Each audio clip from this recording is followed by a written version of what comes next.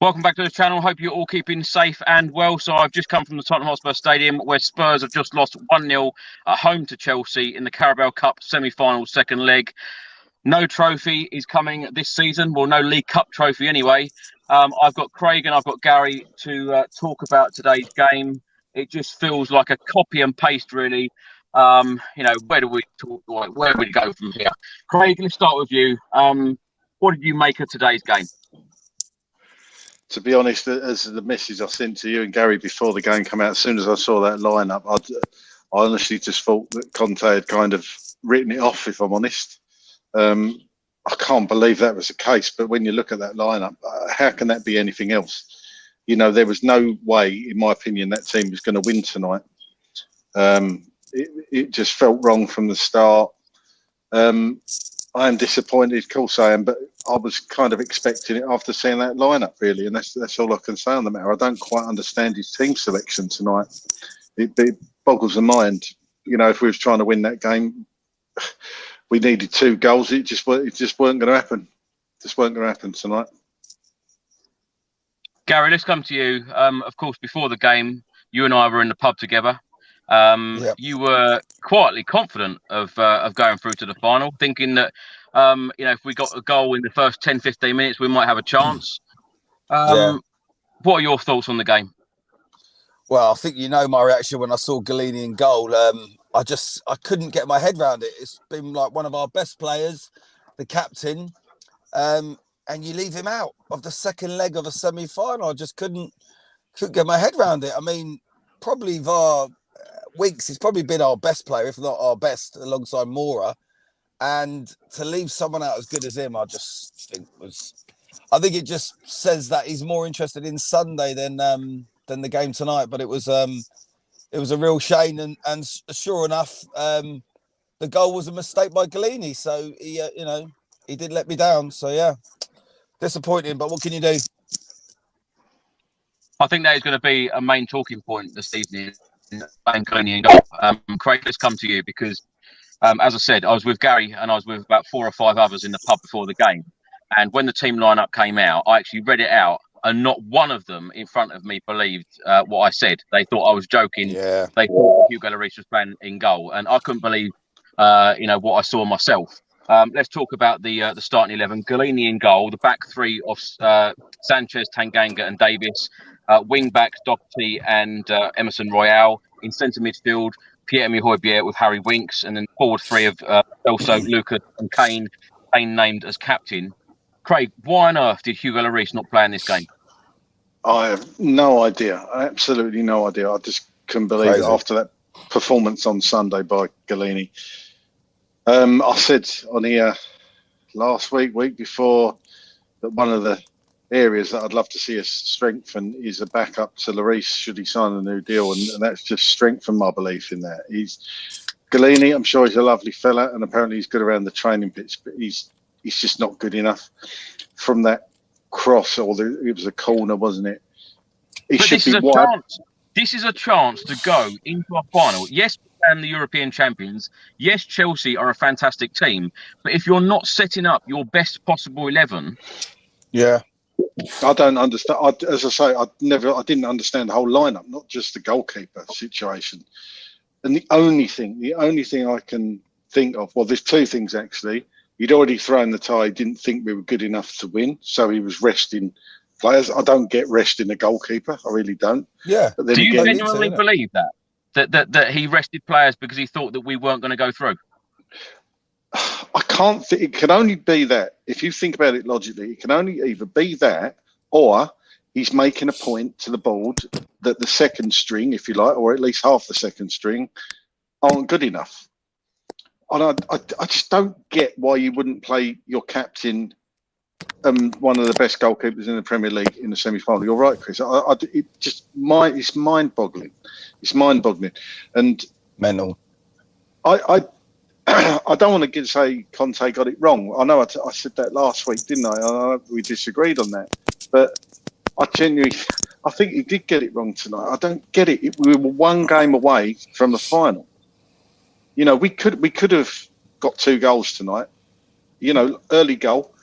You could say what you want about VAR, but VAR got every single decision right tonight.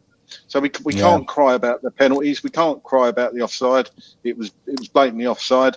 So, but you know, we weren't good enough over the two legs. Nowhere near good enough. Nowhere near good enough. And the little bit of better play in the second half came because Chelsea kind of took their foot off the gas. I never at any stage in that game actually thought Chelsea were in fifth gear. You know, they could have stepped it up if they needed to, and they just saw the game out. We're just not good enough. Not good enough at all. But I don't get the decision about the goalkeeper at all, Chris, in answer to your question. Not at all. Gary, what do you make of the Goalini decision? Well, I think you know what I made of it because you saw my reaction firsthand in the pub. I mean, if you could have said to me what player would definitely play in that game, I would have put my money on it being Lloris because, I mean, it's like what Craig said, and I was saying this to you earlier, Chris. He's been one of our best players over the last couple of seasons, if not the best, right? He's the captain of the club. You're in the second leg of a semi-final and you drop the captain. I mean, look, he doesn't want to play Reguilon. Skip doesn't start. I can understand all of those. Fair enough rotation, but why need to rest the goalkeeper in such an important game? Yeah, I mean, you don't need to rest the goalkeeper. The first thing I said to you, is he injured? Has he got COVID? And you said he's on the bench. Well, that proves it was none of those. So it's like what Craig said. He's got to be looking at that game and either thinking, you know, we're too far behind and we're not good enough. And no matter who plays, we're not going to win that game. We're out. Or I'm resting some players for Sunday. And he's looking at Sunday as a 6-pointer and more important than us getting to a final. Now, we all know the game tonight is just as important as the game on Sunday. In my opinion, it is. But maybe Conte, you know, feels differently. I don't know. But to drop Lloris is just suicide. I mean, you saw how angry I was because I said to you, you know, we got no chance. We didn't have much of a chance anyway. But we're going to have no chance with Goalini in goal. I messaged Craig. I messaged my wife. And sure enough, you know, I think Rudiger's goal, did it come off his back? Because... It came off, yeah. It was more or less his shoulder, Gary. Just to jump in there. Apparently, Conte said in the press conference, I don't know about this fan frustration, is what he's talking about. At Lloris not playing, I made the decision and think Goalini played a good game. The first game we lost 2-0. And this, we only lost 1-0. I think we have to think about a situation more important than this. No idea what that means. That's just absolute nonsense. I mean, I don't know. We spoke about this on a show, I think the last time we were all on, and we all gave our opinion on probably one of the best players for Tottenham performance-wise in the last season or two. And Lloris has to be one of them players up there. So, you know, it just doesn't make any sense to me. Like, if you're in the third or fourth round in the FA Cup and you want to rotate him, okay, that's fine. You know, we get into the further stages. But we're in the second leg of a semi-final against Chelsea, who hate us and we hate them. And you're going to go and throw a goalkeeper in my opinion, who's nowhere near good enough. He's shown us absolutely nothing. And again, he just proved it tonight. Now, look, I'm not saying if Lloris is in goal, we're winning and getting to the final, but at least we would have given ourselves a little bit of a chance. So, you know, I mean, it's just sod's law. Throw Goalini in goal, a goalkeeper error, and it was pretty much all over. And Craig, you're right. You know, we can moan about VAR, but at the end of the day, the ref gave us 2 penalties, and neither of them were. And we scored a great goal, but, you know, by the law, he was offside. Now, it is what it is. You know, maybe if we're playing Burnley, we might have got 1 or 2 of those. But against Chelsea, we're not going to get nothing because we're jinxed when we play Chelsea. So unless you put out your strongest team, i.e. Lloris in goal, what chance have you got? Do you know what does it for me? Do you know what does it for me, Gary? Is if your defence, and that was a shaky defence tonight with you know Tanganga in there again, and Sanchez not playing in the best of his positions right in the middle. No. That's not going to give them much confidence. I'm sorry, seeing Goalini behind him, it's just not going to do it. Nobody would ever come out and say it, but it's not going to give them much confidence. When you've got a goalkeeper behind you can trust, it's going to give them a bit more confidence. And that alone You should have played tonight. This is what, Craig, you hit the nail on the head. Look, Chris, Lloris is our captain. He's our captain. He speaks up. We've seen him in the past have a go at Son and kick off, and he speaks his mind. He comes out, with interviews afterwards. You're gonna have to have your captain, who's not just your captain. Let's not forget, one of our best players in the team. What does that say when he's out of contract and you drop him in a second leg of a semi-final? I mean, I don't understand it. I'm not even making excuses. Like, Chelsea are a better team than us. We're crap. Doherty, every time he runs down that wing, he's too scared to cross a ball. He cuts back. He does the back pass. We're rubbish. We're not as good as them. But God almighty, you have to put Lloris in goal in a second leg of a semi-final. I mean, yeah, it's just ridiculous, really. But, what can you do? Dreadful. Craig, do you think the performance tonight was better than last week? I'll tell you what, if it wasn't much better than last week, was it? Although the stats will tell you that we had more shots tonight, and I don't know about possession. I think we had a bit more possession, but the game as a whole, it was kind of, for me, it was on a par with the level of effort. If you're purely going on levels of effort, and I'm not one for stats, just going with stats per se, because it can lie about really how a game's gone, can't it? I would, on the whole, I'd put it on it's very, very slightly, and I mean very slightly better than last week. But again, we started off slow and so poor first half, weren't we? Yeah. Again, that's the frustrating thing. When we did, and I genuinely don't know whether this was, again, like I say, Chelsea just stepping off the gas a bit because they think they got the game won and they were seeing it out. When we did press, like we're always asking them to do, pressing for that 10, 15 minutes, we looked a lot better. But why didn't we go at them from the start like that? And the answer's probably got to be that we didn't have the good enough players. Doherty, I don't know why the groundsman bothered cutting the grass down by the corner flag, because he was never getting down there on either side. Cut him back in on his right foot. Awful, we've got two wing backs that couldn't cross the road. Let's face it. And Emerson Royale, I'm beginning to get very frustrated with him. It's just so frustrating. If he was trying to go with the wing backs to put in crosses, there weren't many crosses tonight. Again, was there? It's just bloody awful, isn't it? It absolutely bloody awful. Oh God! What have we done to deserve this club? Honestly, it's awful, isn't it? You got a lot, but in answer to the original question, I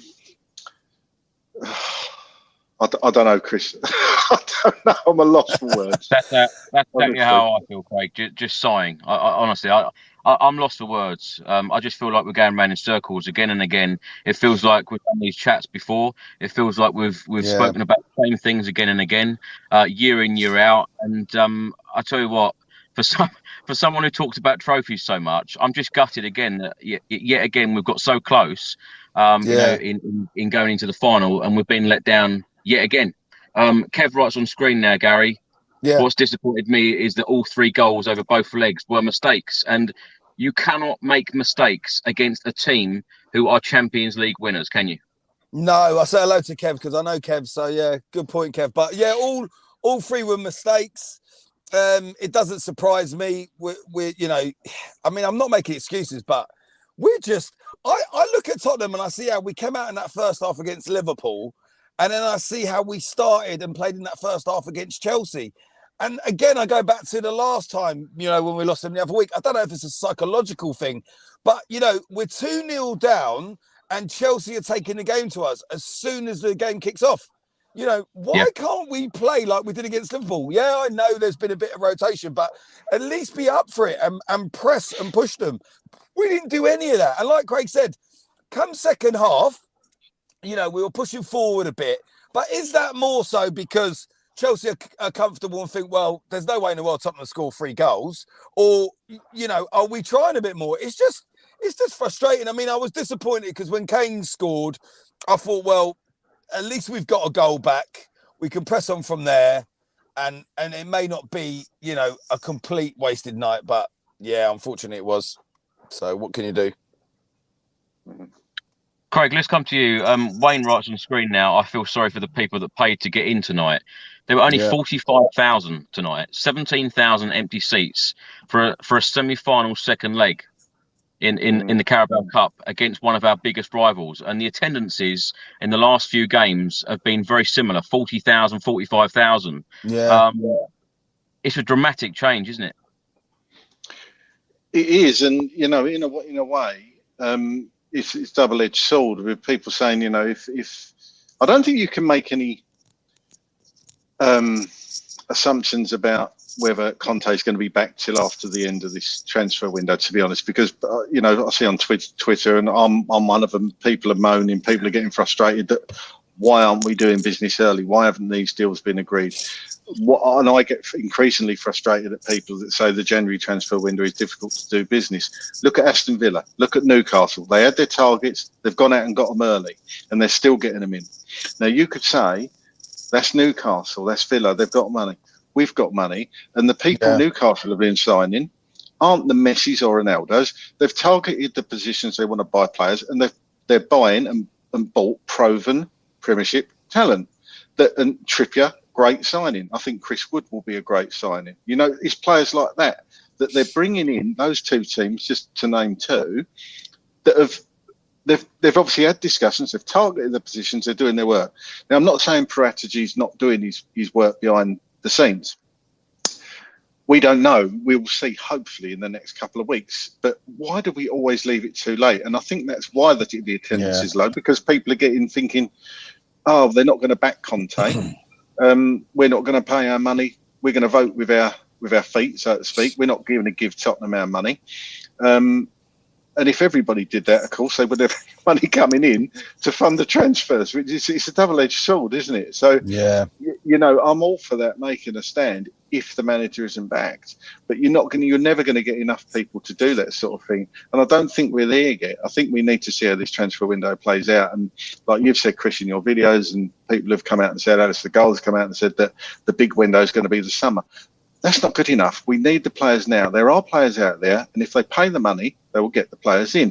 I'm getting a little bit concerned, and I'm sure we'll come on the transfer window a bit later, but just while I've veered onto it, if we've got these targets, just go out and get them. Just go out and get them. If you get Traore, and I know he's not everybody's biggest fan of his, but Christ almighty, I'd have rather have him playing right wing back or even left wing back tonight, and letting him run at Chelsea and just wreak havoc tonight. You telling me that Traore wouldn't have done a better job than Doherty or even Royale tonight? Fucking Craig, you, me and Chris would have done a better job than Doherty.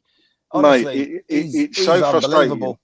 And I'll tell you what, if the Arsenal get Vlahovic ahead of us and just saying he's out there, and they, you know, if the money was right, Fiorentina would have sold him, then I'll tell you what, that's a big loss, because apparently he wanted to come to Tottenham. So, but let's see. Like I say, I'm getting ahead of myself there, but it is disappointing to see fan numbers down. Perhaps it is just the fact people can't be bothered to come out. I'll tell you what is interesting. A friend of mine I was speaking to is a Chelsea fan. He's not like a normal Chelsea fan. He's actually quite realistic, and he's actually quite a nice lad. I said to him the other day, I said, oh, it's a semi-final Wednesday. He went, yeah. He said, it's only the Carabao Cup though, isn't it? I said, but it's a trophy, you know. God, he said, yeah, but, you know, he said, you ask most Chelsea fans, we're actually not that bothered if we go out of it. We're after the Premiership, we're after the Champions League. And that's the difference in the mentality. Of course, they'll take this cup, but they don't really care about it. Whereas for us, this is a big thing, winning the trophy. So that's the kind of levels we're at the moment. And we are well below Chelsea, I'm sad to say. I'll tell you what, Craig, you hit the nail on the head there, because I've spoken to a lot of Chelsea fans, and it's not the trophy that was important to them, it's beating Tottenham. Like, beating us at our ground tonight and beating us at their ground means more to them than winning that trophy, and to the fans. And that's why, you know, it's happened again. They're singing and stuff. They don't give a monkeys about the Carabao Cup, mate. They couldn't care less. You know, their target this season was the league.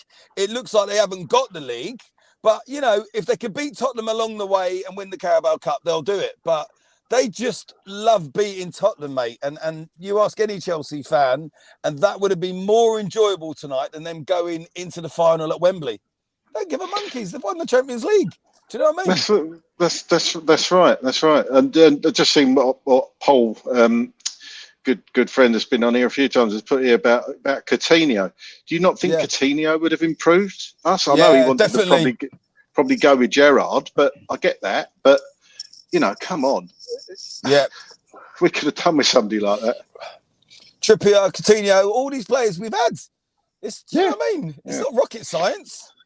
No. Gary, what did you make of the atmosphere tonight at the Tottenham Hotspur Stadium? Of course, you were in the South Stand, which of course is the largest stand. Yeah, so the South Stand wasn't too bad. People were trying to get songs going and singing, but look, at the end of the day, what happens is, here he is. All right, Alex, mate. What happens is you start off with a bit of belief, and you're thinking, we'll push on. If we get an early goal in the first 20 minutes, all Tottenham fans were saying it. If we get one early, and then Chelsea get one early, not Tottenham, and then unfortunately it is what it is. And then the stadium was quiet. But like we touched on earlier, I don't blame people for not going tonight. At the end of the day, Chris, yourself, you go to all the games. I go to a lot of the games. It's not easy. It's not cheap. You're leaving your house at 3-4 o'clock. You're not getting back till 12, 1, 2 in the morning. You got ULEZ charge, congestion charge, God knows what if you drive like we do, and you're 2-0 down in the second leg.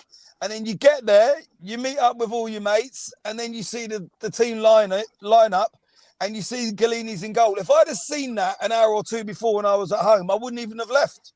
I wouldn't have bothered. I would not have bothered if I'd seen that Galini was in goal. I'd have said, you know what?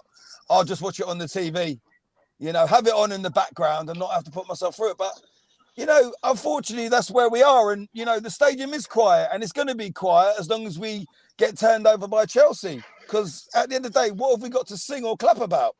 Nothing. Do you know what? I hate to say it, but Tanganga, you could almost fault him for all 3 goals. Certainly a massive part in the goal tonight. Because he lost his man there, didn't he, as well? Galini should be wiping that defender out, taking everything. Yeah, definitely, yeah. It was bad goalkeeping, but again, Tanganga lost his man. And if he could, he needs a loan, in my opinion, Tanganga. Yeah. Well, Alex has just joined us. Alex, thanks so much for joining us. I know you've just got in from the Tottenham Hotspur Stadium after watching tonight's game. Welcome back to the channel. Hope you're well. And what have you made of tonight's match? To be honest with you, it was a kind of a last-minute decision to actually go because I knew this game was finished. Yeah. To be honest with you, I knew this game was finished. I just need to see. It was either going to be one way or the other. But knowing Chelsea, I knew that it's kind of like we could have got some momentum, but they can just close it down, shut it down quite quickly. They're a better team. Let's just get it out there. They're a better team. They're well ahead of us. And that's a fact. At the end of the day, this was a difficult game, regardless. You know what I mean? The difficulty I've got at the moment, I don't think buying, because all I'm hearing from Tottenham fans at the moment is, oh, we need to get this player in, this player in, this player in, this player in. It's a long way to go as far as I'm concerned. The only game, because I've only been on this channel, I haven't been on this channel since Conte been in, the only good performance from Tottenham with Conte has been Liverpool. Yeah, agreed. Only good performance. Yeah, I was there.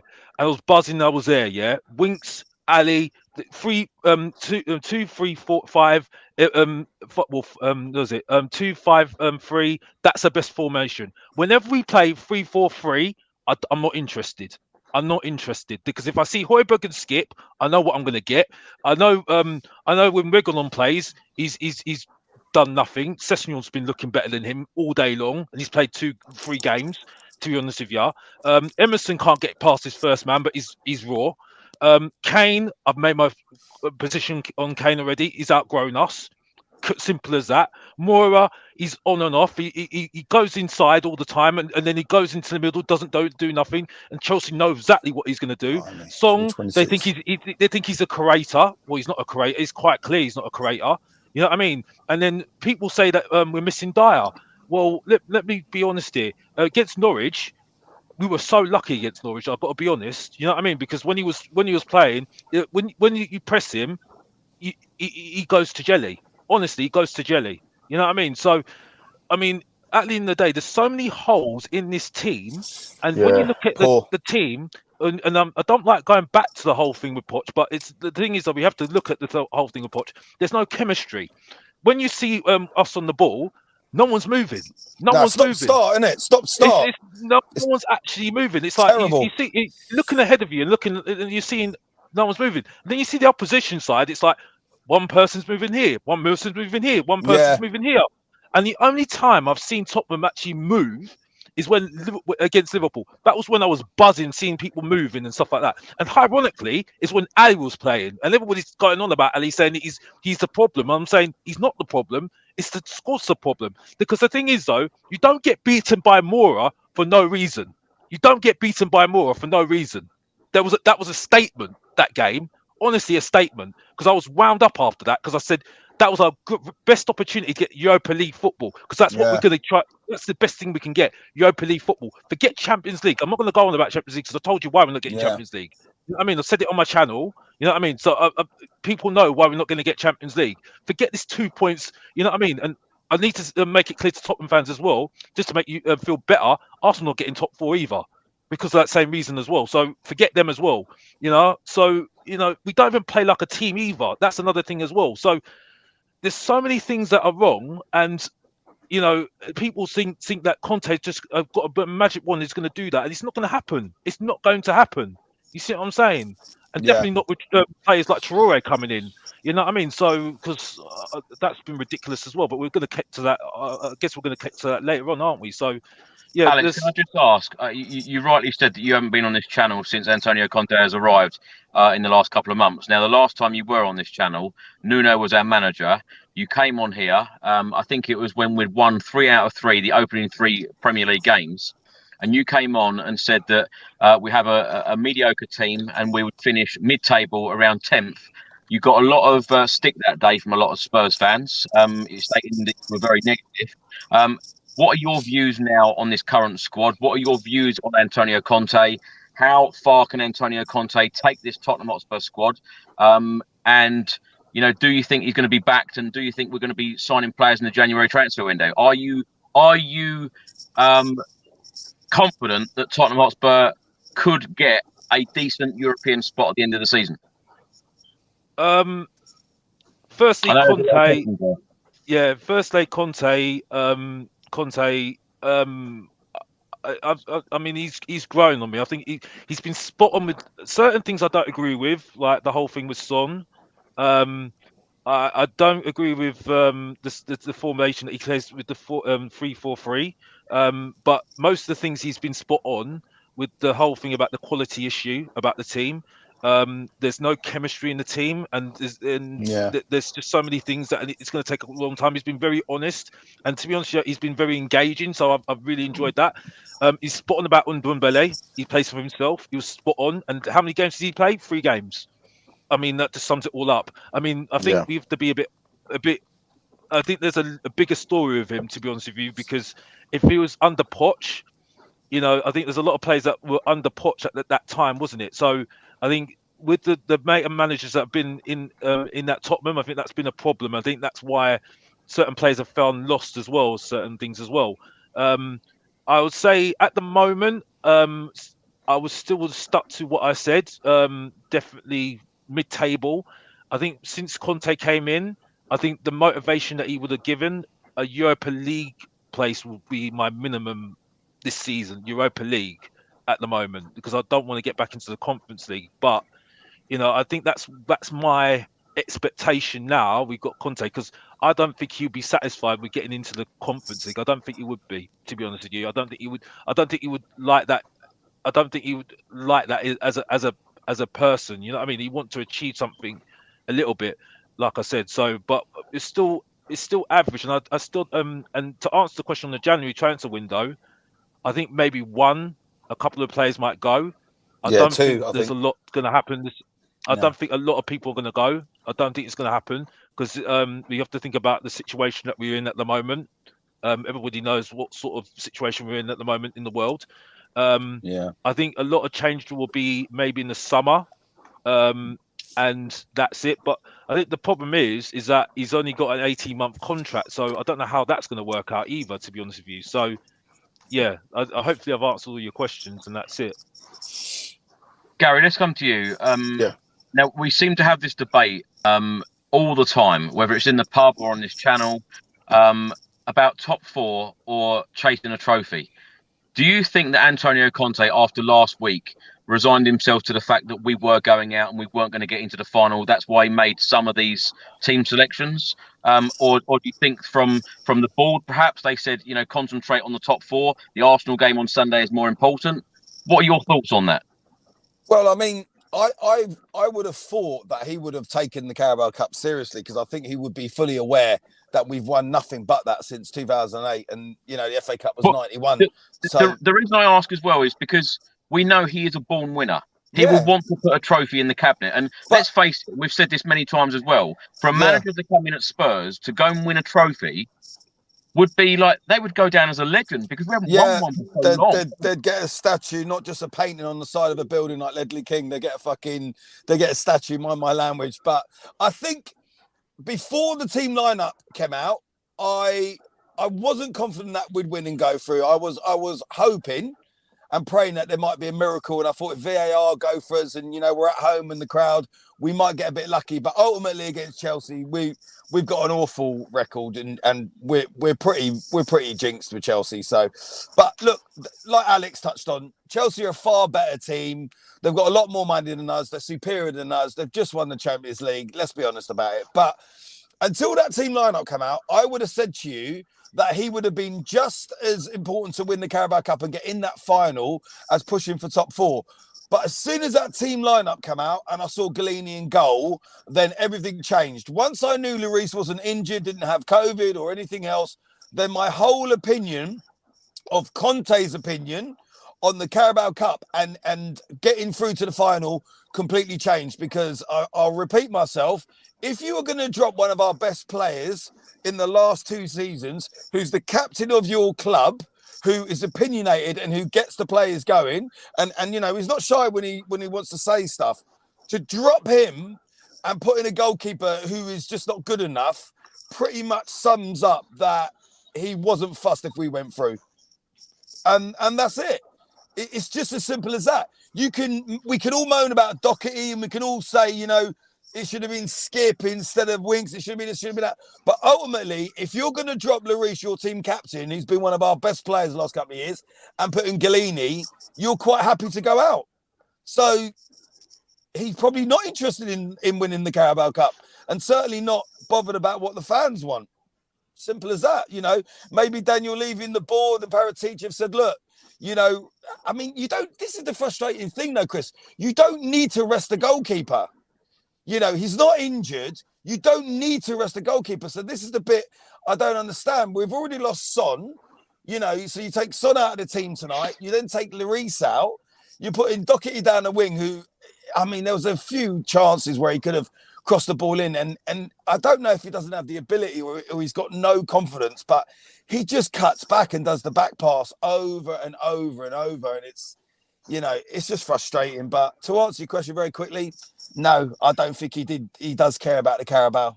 No, definitely not. Craig, let's come to you. Roy writes on screen now, and thanks for your question, Roy.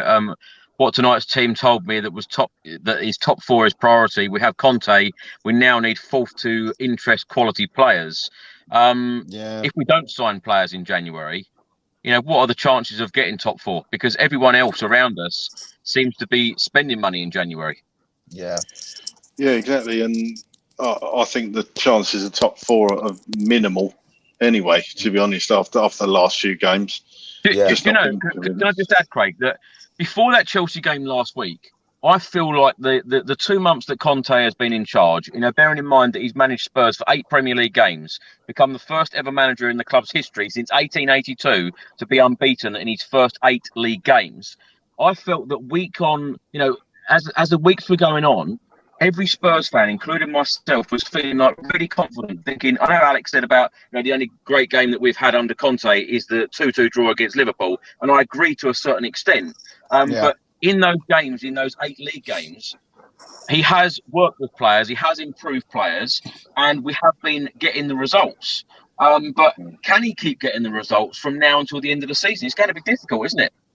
Well, that's it. And you've got to look at the teams that we've actually played in that run, bar Liverpool. I mean, we should be beating them anyway, and we have struggled. And you could talk about, teams sitting in a low block till the cows come home. But we have struggled in some of those games. But the important thing is we have dug out the results, as you say. And we're still up there. And bizarrely, we win our games in hand and we are in the top 4. Everybody knows that. But we've still got to win the games. We've got a tough month coming up, and we're halfway through it. And we said before last week's game how tough this month is. It's almost going to define our season. And it's not exactly started off brilliantly, has it? But, it's a cup. We're out of it. Now we've got to concentrate on the league, and the FA Cup will take care of itself. So we will see now who he considers to be perhaps his strongest team on Sunday. I'm hoping Romero might be back in the fold. Hoping Dyer might be back in the fold. Reguilon. A few players were out tonight. It's not the fact that they were dropped. They were just injured or whatever, or coming back from injury. Obviously didn't want to risk some players. So, I wouldn't say it was at the bare bones tonight. We still, but it was just the performances. I think any Spurs fan would take a loss, as we've said on here before, if the performance was better, if you feel like the players are actually trying. I'm not saying they weren't trying tonight, but I genuinely think that some of the players aren't good enough. We know they are. We've been over them time and time again. It's going back to Conte. He said in the press conference that about the gulf between Tottenham and Chelsea. He said, I don't think we can compare the Tottenham and Chelsea situations right now. It's not fair to compare. It's impossible to compare. And he's kind of right with that, isn't he? There's not much else you can say on that. We are, Chelsea I hate to say it, but Chelsea are head and shoulders above us. Yeah. And Arsenal ain't much better, as Alex said. They ain't getting Champions League. I think you're in a straight foot race with Manchester United and West Ham, bizarrely. So, it's a mini league of our own, and they've got to step up and keep that momentum going in the league now. I don't even know what to say to this comment on screen now. On the bright side, it's one less fixture. Craig, help me out. Yeah. I'm hoping that's a joke comment. Yeah, it's got to be. It can't. Do you know what just annoys me about this? Like, it just so annoys me with Tottenham because, we might as well just got out straight away. Why go all the way to the second leg of the semi-final, then change the team, change your goalkeeper and go out? What is the point, And at the end of the day, look, even if we'd have won 1-0 tonight and gone out, it's still a win. You've got to be going into every single game to win, because if we'd have won tonight and gone through, could you imagine how that would have set us up for playing Woolwich on Sunday? Do what does it say now? What does it say to Woolwich now? They're all sitting there.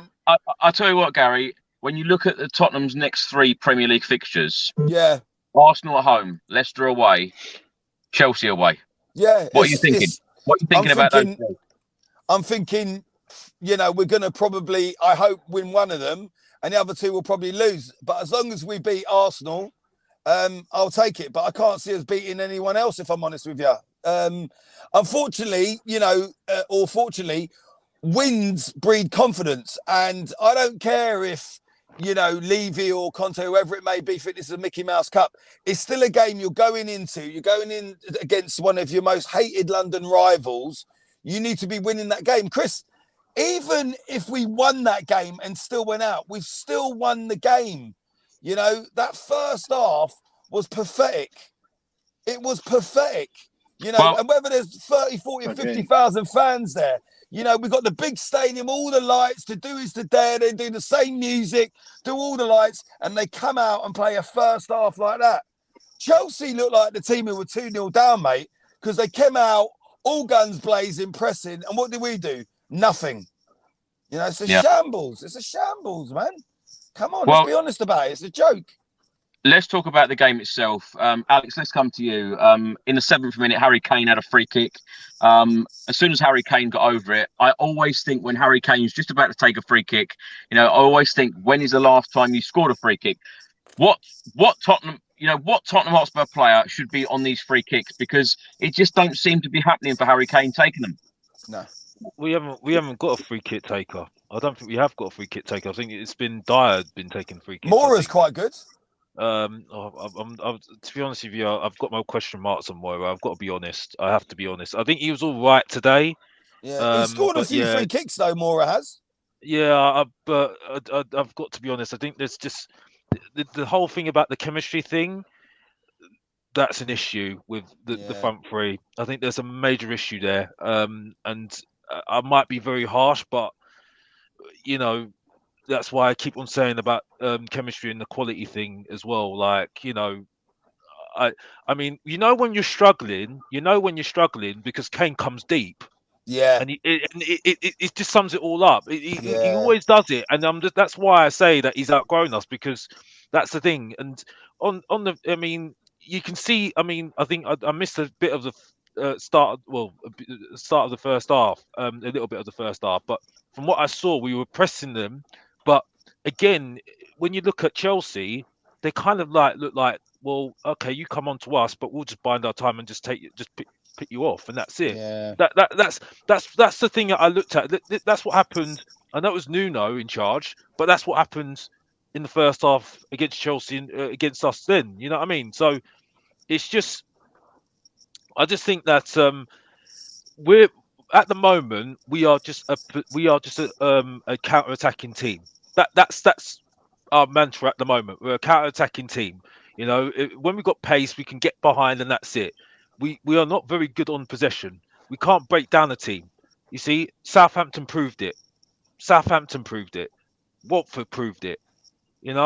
So I mean, I just think, and I think the thing is though, it's funny that you say this, Chris, that that you said that you got more confidence as games gone on after Conte started. I wasn't confident. I sat there and thought, this is the only reason I say that, Alex, is because you could see it very clear and evident that Conte had been working with certain players, and they have been improving during the 2 months that he's been at the club. However, I've said many, many times on this channel that we do have limitations, and this is what I'm worried about, in the fact that Antonio Conte cannot keep playing the same 11 in every single game. I know we're talking about team selection. I know Gary's very upset about Hugo Lloris not playing, but I think Gary's right about, Hugo should have definitely played that game today.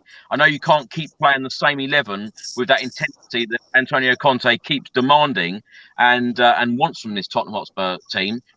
We need players, and he needs players that we can trust. So he keeps using the players that he does trust in order to get results. I think that we have done very well in the last couple of months in the Premier League compared to where we were. If everything was fantastic, and I keep saying this, if everything was fantastic, Antonio Conte wouldn't be our manager in the first place. But I feel that he has got the best out of these players to get the results that he has. That's what I meant. Yeah, I agree with you there to a little extent. I will say, I think, yes, you see improvements like people like Winks and Davis. Ironically, I defended them, which I don't need an approval, but like I said, I did say that they're very good players, like I said. But anyway, moving on. But yeah, and you know what I mean. So, but still, like I said, we're not a team. We're not a team. Yeah. You see what I'm saying? You said, like I said, it's kind of showing it against West Ham. West Ham haven't got better players than us, but they play like a team. Yeah. And as soon as we play a decent team, we get found out. Simple. It's easy. Leicester will get found out easily. I don't know that playing well, that we'll get found out easily by them. But do you know what, Alex? You're right what you say, right? Because when you say we're a counter-acting team, because the only 2 games where we've played quite good and really gone at teams and scored by counter-attacking was Man City first game of the season and Liverpool. And really, when we try and play it out from the back and then in the midfield, it just gets lost. We can't. That's the difference between Tottenham and Chelsea tonight, because you watch Chelsea and they start building up. You've got Rudiger, then it goes on to Mount, and then Lukaku, and it's all smooth and the passes are good and there's flicks. With Tottenham, it doesn't get past Doherty or Royale, and it breaks down in the middle. And the only time we really get goals or it looked good was first game of the season against Man City, where we got them on the counter-attack, and Liverpool, where we had some joy. And actually, every other game. You can, and the thing is, though, just going back on the game. I'm sorry to interrupt you, Gary. No. But from what I'm saying is, though, you could see that something was going to happen with Chelsea. You knew exactly. You're just biding their time. They're going to score a goal, and that's it. And the thing that annoyed me about the whole thing is that Rudiger scored. That's the thing, because he knew what he was going to do. He was going to try and wind up the Tottenham fans, wasn't he? You know what I mean? So, I mean, like I said, they look like a team that. And we have got a structure, to be honest. Like you said, Chris, he has done very well because there is a structure there. You can see it straight away. He's worked on that. You can see it. You know what I mean? So to give big props to Conte, he's done that. But I just think it's about the team. When I hear people saying about Doherty, I don't like Doherty. I think Doherty should go. I think it would be helpful if he goes. But he hasn't been that bad. Let me ask you a straight question, Alex. What Premier League teams would Doherty get into? That's a good question. I don't know. I don't know if you're looking at quality. Yeah, I don't know. No, but if I'm looking at it because I've watched all the games, even though I've watched it on TV and watched it again myself and watched it in the stadium as well. He hasn't been that bad. Like, I've not been funny. He hasn't been the worst player in the pitch. I've got to be honest. I think he gets a little bit of hard time, to be honest with you. Against Southampton, people said that he played badly. I'm not being funny. When Reguilon came off, Reguilon was rubbish. He came off. He was unlucky not to score. I think, so, Alex, the thing with Doherty is, just quickly, I think the other thing with Doherty is not just his ability, but it's almost like he's very nervous and doesn't have any confidence on the ball. And I think that comes off, and you can see when I'm in that stadium tonight and I'm watching him play, like on a few of the Europa Conference games and stuff. Like, yes, he's probably not the worst player in the team, but he lacks confidence to just run down a wing, get across it. And he always cuts back and does a back pass. And I don't know if that it's a confidence thing or he hasn't got the ability. But you couldn't, like what Chris said. What team would he go into? You can't look at Doherty and then think to yourself, do you know what? We've got a good player there. I just can't see it. I'm not saying that he's not. Listen, like I said, I don't have any. I'd rather sell him, to be honest with you. I've got no time for him. But if you look at it, if you're looking at objectively, this is a squad problem. This is not to do with Doherty. This is not to do with Ali. This is not to do with Winks. This is not to do with Skip. Not to do with. And the whole thing about Galini was playing today. I'm not being funny. Galini playing today didn't lose us the game.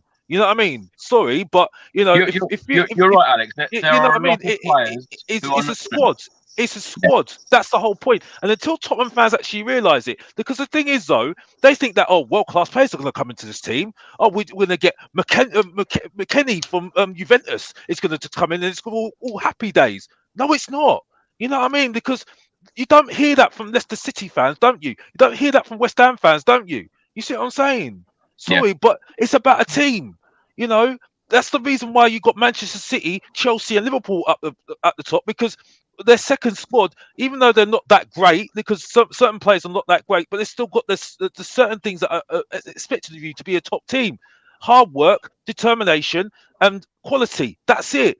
That's what we haven't got. And until Tottenham fans realise it, we're not going to do nothing. You're right, but like earlier in the season, a few weeks ago, when I watched Chelsea and Brighton made Chelsea look very, very average. And I mean, they were very unlucky not to win that game. But that's a team, though. That's a team, though. That's what I'm saying. So, as a team, if Brighton are capable of doing that, Tottenham should be capable of doing that as well. Well, that's with the players that we bloody have. Look at the difference between Brighton and Tottenham.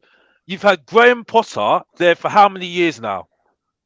Yeah, he's been there a while. Look at Tottenham. We've had how many managers since? Do you know what, though? It's the same. We don't need to go into the whole thing about that, because, like I said, I don't like going into the whole thing in the past, because that's the past. But this is the point I'm making. I think the problem is that at the moment we're so worried that Conte's going to get annoyed at the moment and he's going to just go. And I just think it's just getting to the point where you're just thinking now, okay, he's here now. What's your plan? What are you going to do? Yeah. You see what I'm saying? And he's been adamant. He's actually said this as well. He said, Tottenham fans, I'm not the Messiah at the moment. Don't go over the top about me. This is going to take a lot of time. You got to bear in mind as well, when Chelsea drew 1-1 with Brighton, Chelsea had their strongest team out. Tonight, they didn't even have their strongest team. But, you know, when you press Chelsea, you make them make mistakes. Because let's not be under any false illusions. Chelsea are not amazing. Chelsea have, like, mistakes in them. They leak goals. They mess up at the back. They're a bit shaky. They're admittedly they're not as bad as Tottenham and Woolwich and X, Y, and Z. But they've got mistakes in them, same like West Ham, when you press them.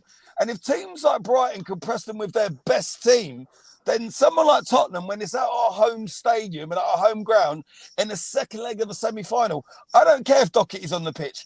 I don't care if, you know, you've got Højbjerg on there instead of Winks or Skip or whatever. We should be going at them and pressing them and letting them make mistakes. It's just frustrating. But look, we've been here many times before. We'll be here many times again. But what annoys me about Tottenham is I'd rather have just, you know, gone out a few games ago. You get all the way to either a final or to the semi-final, and then you just throw it away. And it's the same old Tottenham, you know what I mean? Let's go to Craig now. Roy writes on screen, and this is why I think Antonio Conte picked tonight's team. He's doing all he can to get fourth with the limited players we have. Your thoughts on that, Craig? Is it a case of that we are really targeting the top four rather than trying to win a trophy? I think he is, sadly, yeah. Because when you think probably if he put the best possible 11 out and all of the energy put into this game, did he really feel that we couldn't go, you know, far and get into the final? And you know, if we give everything tonight, then perhaps we would have been pretty tired for the Arsenal game. Is that probably the understanding? It probably is, and he's probably even got in his mind that if we did get to the final, we'd lose to Liverpool because he probably thinks Liverpool are going to beat Arsenal, which is probably right. So, I mean, whether you agree with that or not, excuse me, you don't know what meetings he's had with Daniel Levy or Paratici, and have they said in the week in this meeting they've had, you know, give it up as a bad job, we're not going to get anywhere. Concentrate on top four. It could well be that. Just on a very different subject, I've just read on here that the fan who suffered the medical issue was able to walk away from his seat with the assistance of medics. So just hopefully that fan will be fine. I'm sure we'll send him our best wishes. He was right near me in the south stand, and we were calling for quite a while though, trying to get Kepa's attention and stuff like that. It probably wasn't that long, but it seemed like forever until they got someone over there. But I mean, I suppose these things take time, don't they? But it's like time stands still and you're thinking quick, and everyone knows. But I guess when they're down on the pitch, they don't realise, you know what I mean? But I mean, fair play to the Chelsea goalkeeper, because once he got wind of it, he did run over and sort of, you know, let them know. So that was good, you know what I mean? It is funny though, isn't it? How many of these do you actually seen now? Is that a case of the, you know, a bit more awareness? Does it always happen, these medical emergencies, and you just don't, you know, they've started to make the, you know, the medical teams aware, because they've got all the, whether it be a heart attack, you know, they've got the cardio equipment there. I mean, you're probably in one of the best. If you can have a heart attack, if that's what it was, you're probably in one of the best places, aren't you? You know, Premier League football ground. It seems to be happening at quite a lot of the games, doesn't it, lately? Which is a bit of a worry. It's that's probably a discussion on a whole other subject, isn't it? But just going back to the question, I think he is targeting the top four, but if that's the case, fine. I think most of the fans want a trophy, but if they have got this plan, they want to go for the top four. I think it is achievable, but it's got to start Sunday now. They've got to pick themselves up and go for it, and it starts with beating Arsenal and putting in a performance. We can't lose to Arsenal, man. No, and I'm actually not one of these that say, you know, all or nothing. We've got to beat Arsenal. It's the biggest game of the season. Of course, it is one of the two biggest games of the season. Of course, it is. But if we get to a stage where beating Arsenal, this is just my opinion, but if we get to a stage where we think beating Arsenal is the be-all and end-all, then we've got the wrong vision ourselves, because Arsenal should be way down on the priority list. We're Tottenham Hotspur. We shouldn't really be worrying about other teams and what other teams are beating. We should try and win every game. And Arsenal is just another team, you know. And we should be looking to achieve bigger things than just beating Arsenal, because Arsenal are a pretty poor team as well. Let's face it, you know, they're not what they were. And going back to what Alex was saying, it's no surprise when you look at the Premier League's biggest spenders. Just take Manchester United out of it because that skews it a little bit because they're not much cup at the moment either. Is Liverpool, Chelsea, and City. So money talks, and they have backed their managers. Whatever manager they've had in, you say what you want about Abramovich. Don't agree with a lot of what he does, but he backs the manager. He backs the manager and gets the players in. They get Pep the players he wants in, and Klopp has targeted positions after that Champions League defeat. They went and got Alisson. They went and got Virgil van Dijk, and we all know what happened in the final. So their owners and people in the football world of their clubs that actually back their managers. And it's no surprise that the three big spenders are the three teams sitting at the top of the Premier League at the moment. And so that sadly is what they've got to do. And it sounds very simple, but please back the manager, get the crap out of the club they don't want. It's going to take a couple of windows, back Conte, and we've got a chance, in a nutshell. Alex, let's come to you. Let's talk about the goal. It came in the 18th minute. Now Tottenham, had one chance. Lucas Moura shot wide in the 13th minute, but the goal came in the 18th minute for Chelsea. Rudiger scoring the goal for the visitors. Talk us through the goal and what was Feeny doing? I mean, from what I remember, I don't remember too much of it, but just seeing that Rudiger just getting in there. I don't want to remember it either. Well, I don't really want to remember Rudiger scoring, to be honest with you, because he just gets on my nerves sometimes. Agreed. It's just really just bad defending, wasn't it? You know what I mean? Unfortunately, I think when you don't have someone that's a bit of a leader at the back, I think those sort of things can happen very easily, unfortunately. And we didn't take charge of the game as well, unfortunately. And unfortunately, that was always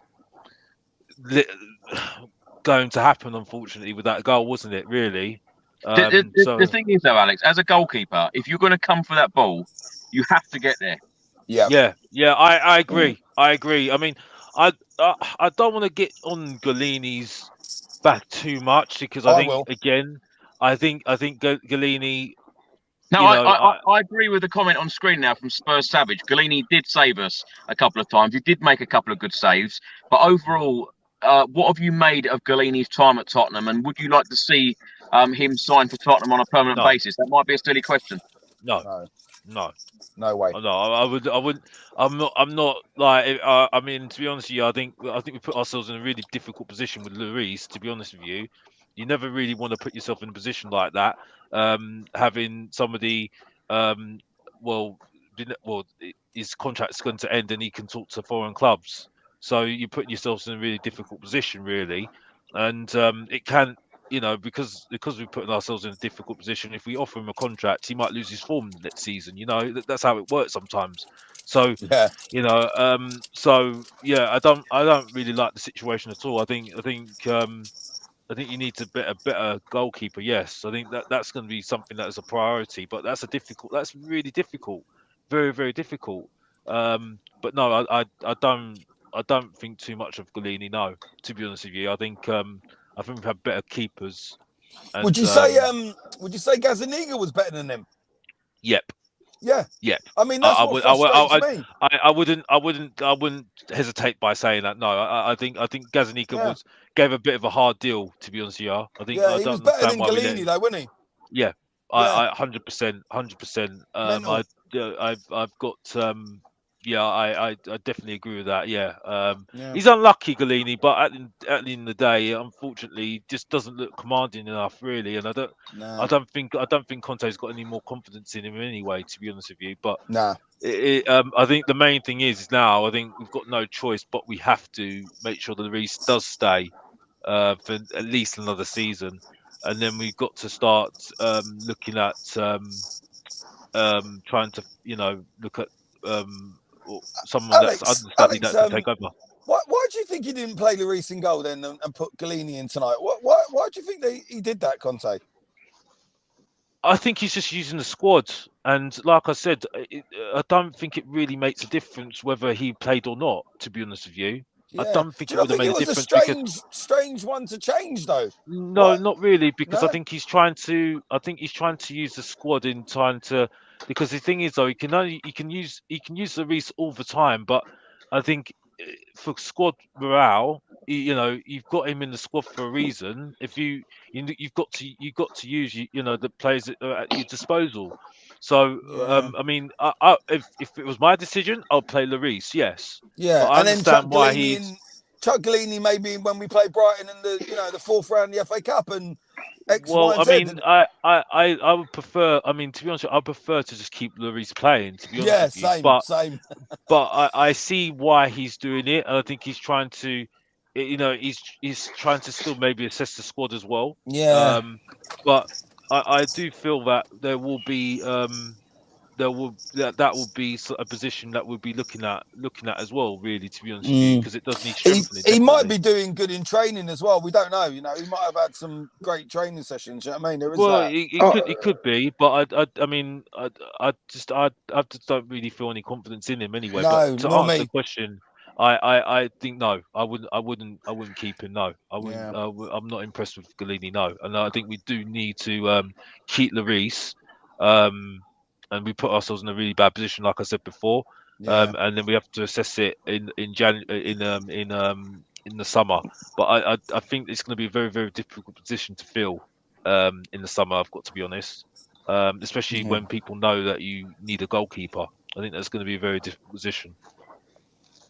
Now, on Sunday after the Morecambe game, of course, we had that scare. Leo the Lion, the former singer with the Streets, looked in the camera at me and said, "We're not going to be winning today, and we're not going to be going through to the final." He writes on the screen now, even though I predicted a loss today, it don't feel good. We all know what needs to happen. Chin up. We have Conte. Gary, let's come to you. Do you have, or can you take any positives away from tonight? No, not really. No, can't take any positives if I'm honest with you. What positives is there? Let me put this another way. How does Antonio Conte, G up these players for the North London derby on Sunday? Well, he shouldn't have to. It's the North London derby, so if you need Conte to G them up, I mean, what does that say about the players? I think it'll probably be more G'd up anyway because Lloris will be back in goal. Maybe Dyer comes back, Reguilon comes back in the team, gives us a bit of pace. I'm not saying for a minute I think Dyer and Reguilon are amazing, but I think that's the team that we'll go for, and it's the North London derby. And if you can't be up for a North London derby, I mean, look, we should have been up for tonight. We weren't in the first half. In the second half, we looked like we were up for it a bit more. All the decisions, like Craig said, were right, but it does dishearten you. You're given 2 penalties and they're taken away. Right decisions, don't get me wrong. Harry Kane scores a good goal. We all celebrate in the crowd. And it feels like an eternity until they start and then they bring up VAR. Think how the fans feel. So then project that onto the players. You're playing Chelsea, who you're jinxed against anyway. You get 2 penalties taken off you, then a goal taken off you.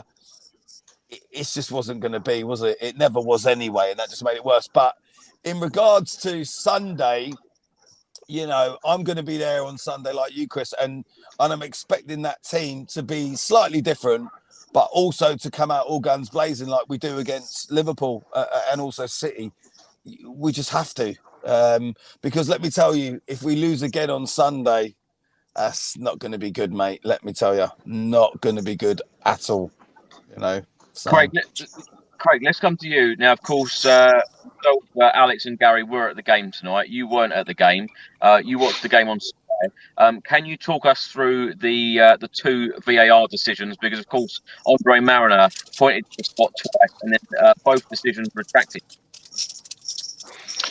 Yeah, the first one was the Højbjerg one, wasn't it? I think that's right. He Rudiger definitely fouled him, but it was definitely outside the area. And when he got into the area, he basically tripped over his own feet. Now, whether he was trying to win one or not, he tripped over his own feet, and it was clear to see. Correct decision. Foul was outside the box. The second one. Remind me, who was that? Who won that, or who got the foul on that one? Who was that? Was that Mora that got taken down? Was it? I think it was Mora, yeah. Yeah, it was Yeah, Mora that got no, taken down. But I think Kepa that's did right. get the ball first, didn't he? He did. He Well, did. from where I was sat, I was very surprised that Andre Mariner pointed to the spot because it looked like Kepa had made a very good save and a very good block from Lucas Moura. So I was very surprised that he pointed to the spot in the first place. So that was obviously the right decision. It was again. It was the VAR got that one right as well. Kane played the ball through to Moura. He actually missed his touch when he was trying to take it round Kepa. Yeah. Kepa intercepted the ball.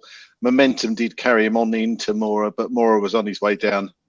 Actually, on the telly from where first viewing, it looked like a stonewall penalty, but when you actually see it back, it was just the angle of the camera, and when you see it, it was clear. Kepa got the ball, and again, a good save and the right decision. So both decisions were correct, and I'm not going to say anything about VAR because we've had our fair share of luck with that in the Champions League run. So Kane was offside, was he? On his goal, was he, Craig? Can you also talk us through the Harry Kane goal, Craig? Was that the right decision? Because my phone went absolutely mental. Some people saying that it was the right decision, and half the other people said, how on earth was it offside? Yeah. They've sent me a screen grab showing the line. Was it offside for you? Chris, it was offside. If you trust the lines, he was offside. It wasn't. I've seen closer ones, if I'm honest. What scares me more, I have seen closer ones. It was his foot, but the lines were far apart. You see, in my opinion, on the lines, they were further apart than like I say. Do you remember the one where his like toenail was offside or his armpit hair? Yeah. That was ridiculous. This one, he was offside, and what gets me is somebody had put a picture on Twitter and circled the defender, said, "What am I missing?" And it's like they didn't actually know the offside rule that there has to be two players, one of whom's normally the goalkeeper, admittedly. Yeah. But and totally missed the fact that he's got to be two players. It's just that Kepa was so far out, he obviously didn't count as one of those players. So, it was the correct decision, albeit a small margin, but he was offside. And to be honest, I don't think it made much difference anyway. I think by then, I think if the Højbjerg one had been given, we might have stood a very, very slim chance of getting back into it. But let's face it, we didn't deserve it, did we? Three goals against Chelsea. We didn't look like scoring 3 goals, did we? Let's be honest about it. You know what I mean? No. We didn't create anywhere near enough. You know. Do you know what? I think they looked beaten before they went out on that pitch tonight. Yeah, even as soon as we started the game. Yeah, as soon as we started the game, they looked beaten. You know, they just didn't look up for it, Tottenham. That's the problem. You know, and that's it. When you start like the way we did, you know, there's only going to be one winner, isn't there? I mean, we could have got a bit of luck. You know, on another day they might have given Kane's goal. You know, we could have got maybe one of them penalties, but I don't think we would have won and gone through anyway. So, you know, the damage was done in the first leg. You know, we gifted them a couple of own goals. And like you said, Craig, I mean, to a certain extent, Tanganga's kind of been at fault, like all 3 goals, really, which is a shame. Yeah. But, you know, it is what it is, isn't it? You know, it just is what it is. I'm disappointed, but what can you do, man? Before we talk about the January transfer window and, of course, preview the next game, which, of course, is Arsenal at home, do any of you 3 want to add anything more on tonight's match? No, it's just another disappointing trophy competition that we've got I will say this, and I am clutching at straws. I thought the second half wasn't as bad as bad. No, it wasn't. It wasn't. No. I'm saying that because objectively we did do that, but at the same time, I'm saying this. I'm saying it by saying that I think Chelsea put the gas or let themselves off the gas off a little bit. To be honest with you, so I think that's the thing really. I think we did try and find some opportunities. I thought Moore would try, even though I've still got my question marks on him. I thought he had a little bit of an effect. But and I did like that attack with Højbjerg trying to attack because I think for me, I think he's trying to be that box to box midfield. I think that'd be good for him. But yeah, I think it just sums up how how the gap between Chelsea and Tottenham at the moment. I think Agreed. that's it, really. But you know what? You're right, though, Alex, because that was a much better second half at our ground than what it was at their ground. You know, we did create a lot more, and you know, and to give it to the players, I know all the decisions tonight were right, but it's got to be disheartening when you know Harry Kane's got the ball in his hand, he's thinking he's going up to take a penalty to make it 1-1. It's taken off him, then another one's taken off him, then he scores. We all celebrate the ground, it's taken off, and they did still push on. You know, and I know at that point they know they're going out and everything else, but they didn't give up. They still tried. They you know, they put a lot of effort in. Harry Winks made effort. Ben Davies did. You know, it wasn't a terrible performance tonight, but we was up against it from as soon as the whistle went. And you know, and like we probably all agreed, the damage was done in the first leg, really. So it's just one of those things. You know what I mean? Gary as well. Sorry, Chris. Go on. No, I think you just got to realise that Chelsea had £200 million worth of talent on their bench as well. Yeah, that's it. That's what you're up against. I will say that, Craig, but then at the same time, I think it's more a team as well issue as well. Team issue, quality issue, and also a chemistry issue as well. I think it's all right to say that they've had 200 million, but West Ham beat them. Yeah, and Brighton should have beat them.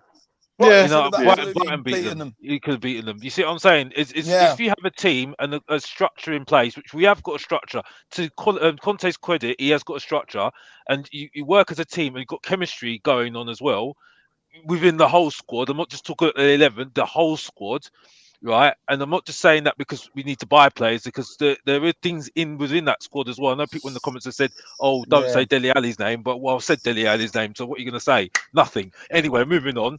But you know, this is the thing. You know, until we sort that out, which is going to take a bit of time, we can't do it. And there's no excuses in terms of, oh, you need to buy more, world class players. West Ham got world class players in the team, and they still beat Chelsea. Leicester not got world class players. Look at them. You see, you know, and it's simple as that, really. And if I want to say, even I could bring Arsenal into the conversation as well a little bit, but I still think they're not that great. Still, you see what I'm saying? Even though that's the way I look at it anyway. Even though he's not been on all cylinders and stuff like that, you know, we miss Son tonight. You know, and I know he's not been at his best and everything else, but he creates space, he makes runs, and he does give it all he can. And by no means do I think Son's having his best season. Far from it. But you know, when the news came in that Son was injured and he was going to be out for a month, I kind of pretty much said to myself, any chance that we did have of beating Chelsea in the second leg, I think is gone when we lost Son, because I'd personally rather lose Harry Kane than Son.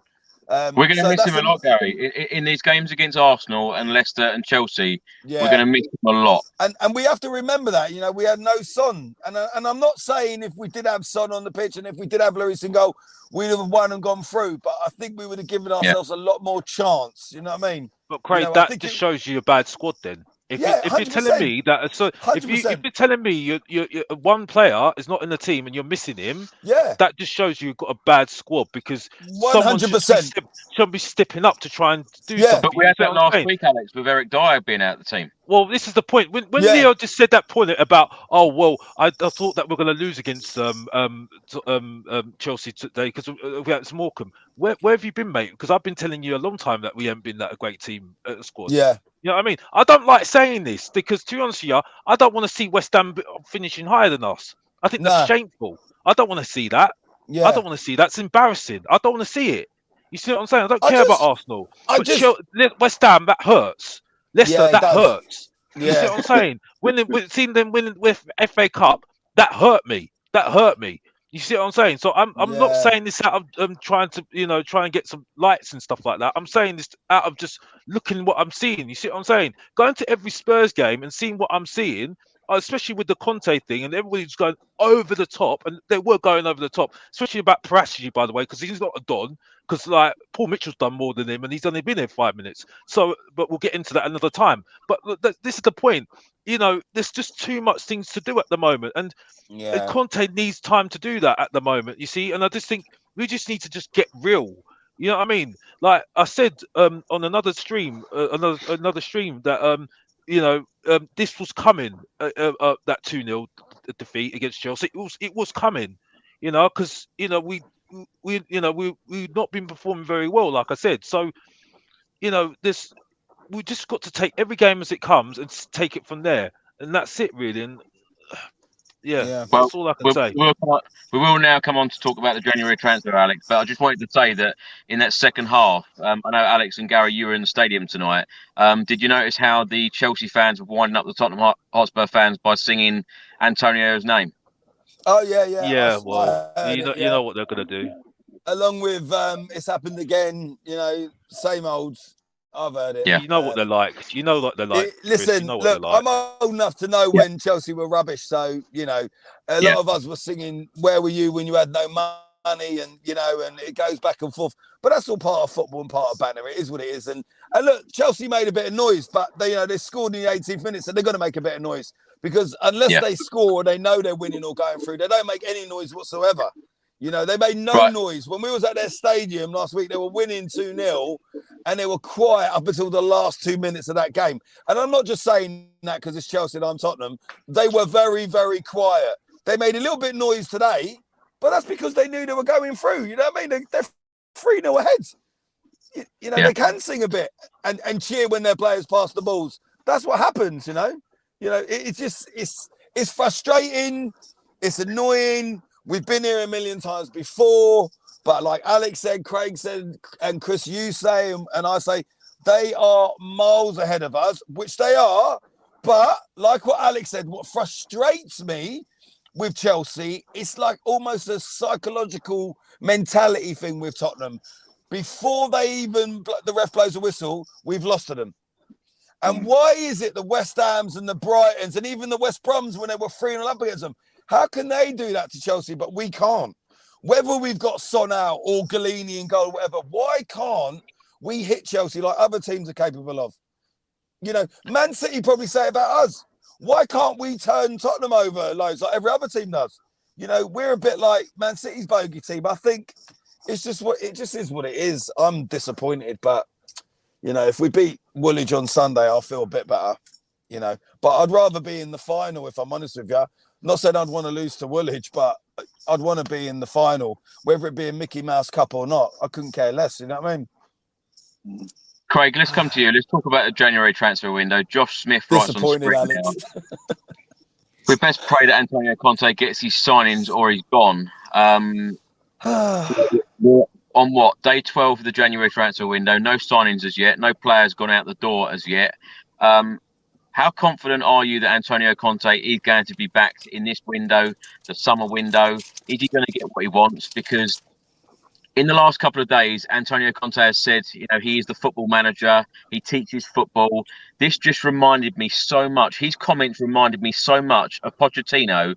His last summer, when I was in Munich for the Audi Cup, and yes, we did lift that trophy. When he was talking in that last summer at Spurs, you know, of course he was sacked in November. When he come out and said, you know, I'm not the manager, I'm the coach. You know, it just reminded me so much of you know, Conte saying very similar what Pochettino said. Are you worried about Conte? You know, in some of his comments, you know, saying it so soon in his Tottenham Hotspur managerial career. I wouldn't say I'm massively concerned yet. I genuinely think we've got to wait till the end of the window and see where we're at. Like I said before, it'd be interesting to see what he said in previous press conferences back in the day when he was Chelsea manager or Inter manager. To be honest, I'd need to have a look at that. Is that what he said before? Is it all games? I don't know. The only thing that I always come back to is. You think he wouldn't have taken the job if he wasn't going to be back. Now, people tend to think that Conte, after millions and millions and millions of pounds, he does want backing, but he's not like a manager that just buys the league. I don't see him as that. You know, when you do a bit of research on it, his spending isn't as much as some other managers. He is actually a very, very, very good coach.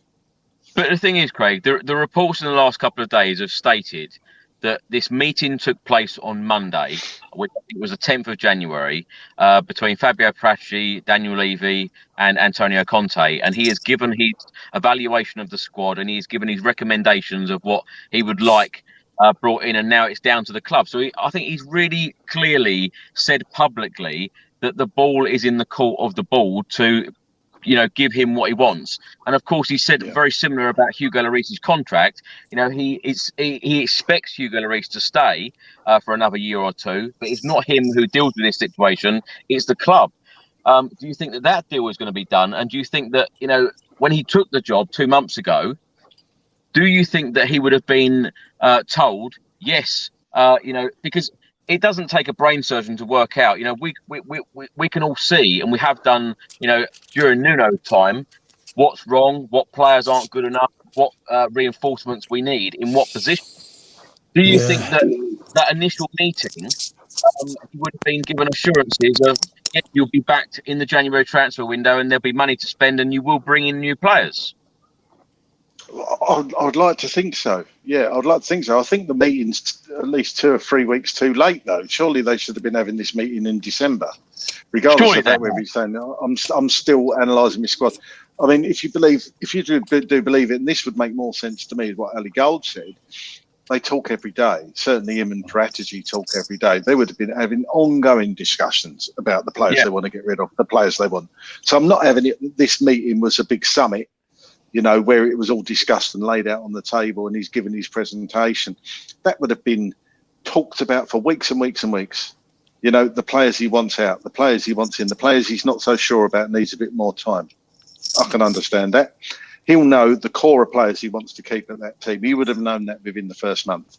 He would have known within the first month the players he definitely wants out.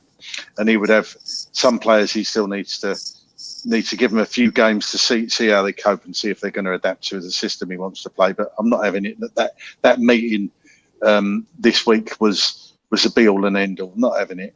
They will have a plan, and it's just if Strategy can get if he's got the coffers, if you like, if he's got the reins, and Daniel Levy's took a step back and he's told him the amount he's got to spend, or net spend, if you like, and he's letting them do it. Let's see where we are at the end of January. I don't think any of us can second guess. You can't give an opinion based on 12 days. We've got to give him till the end of the window and see where we are, and then see what his press conferences are like. I don't think he's going to walk. I don't think there's any worry about him walking yet. No. How confident are you, Craig, that we are going to bring players in this window? Yes, because I'm still pretty confident. The reason I ask that is because when I had Fabrizio Romano on at the end of December, just going into the January transfer window, he said that he thought that Tottenham would bring in 2 players in this window. Now, I gave him the names of every single player that Tottenham were linked with, in the last couple of months, and every single one of them, he said no. So, who are these players that are going to come in? Yeah, that's funny. I did watch that, and I was praying that he would turn around and say yeah. But then again, he did say you've seen before that Tottenham are interested. He can't say 100%. If you'd said to him, Dusan Vlahovic, and he'd say he's not going to turn around and say, he's going to be a Tottenham Hotspur player before the end of the month. Yeah, Adama Traore, they're going to sign him. Chris, did you mention many Championship players? That's probably why he didn't say yes to any of them. Well, that's just it. I mean, if you'd said if you had to turn around and said a Championship player or something like that, he's still not going to say we're signing him, because he can't say that. So I still think 2 or 3. I think we'll get a couple, definitely 2 in, and then we'll see what positions they are. It does seem like that Traore is on the radar, and they're going to try and get him over the line. But there are other positions that Christ, you're looking at that tonight, But just trying to put a bit of positivity on it. You're missing Hugo tonight. That was obviously selection. You're missing Romero. You're missing Dyer. Reguilon has been the regular. Son. You got to look throughout that team. I don't think Højbjerg has covered himself in much glory lately. I really don't. I don't think he's a patch on what he was last season, the last few games. So, we were missing a few players tonight. Yeah. And I'm not saying we would have won with a full strength team, but I think we'd have certainly defended better over the course of 2 games had we had Romero and Dyer in there. I don't think those mistakes would have happened. They probably would have made other mistakes. Don't get me wrong, but that's what happened with Tanganga. All 3 were. What worries me about Tanganga is it was basic defending, the basics, you know. Yeah.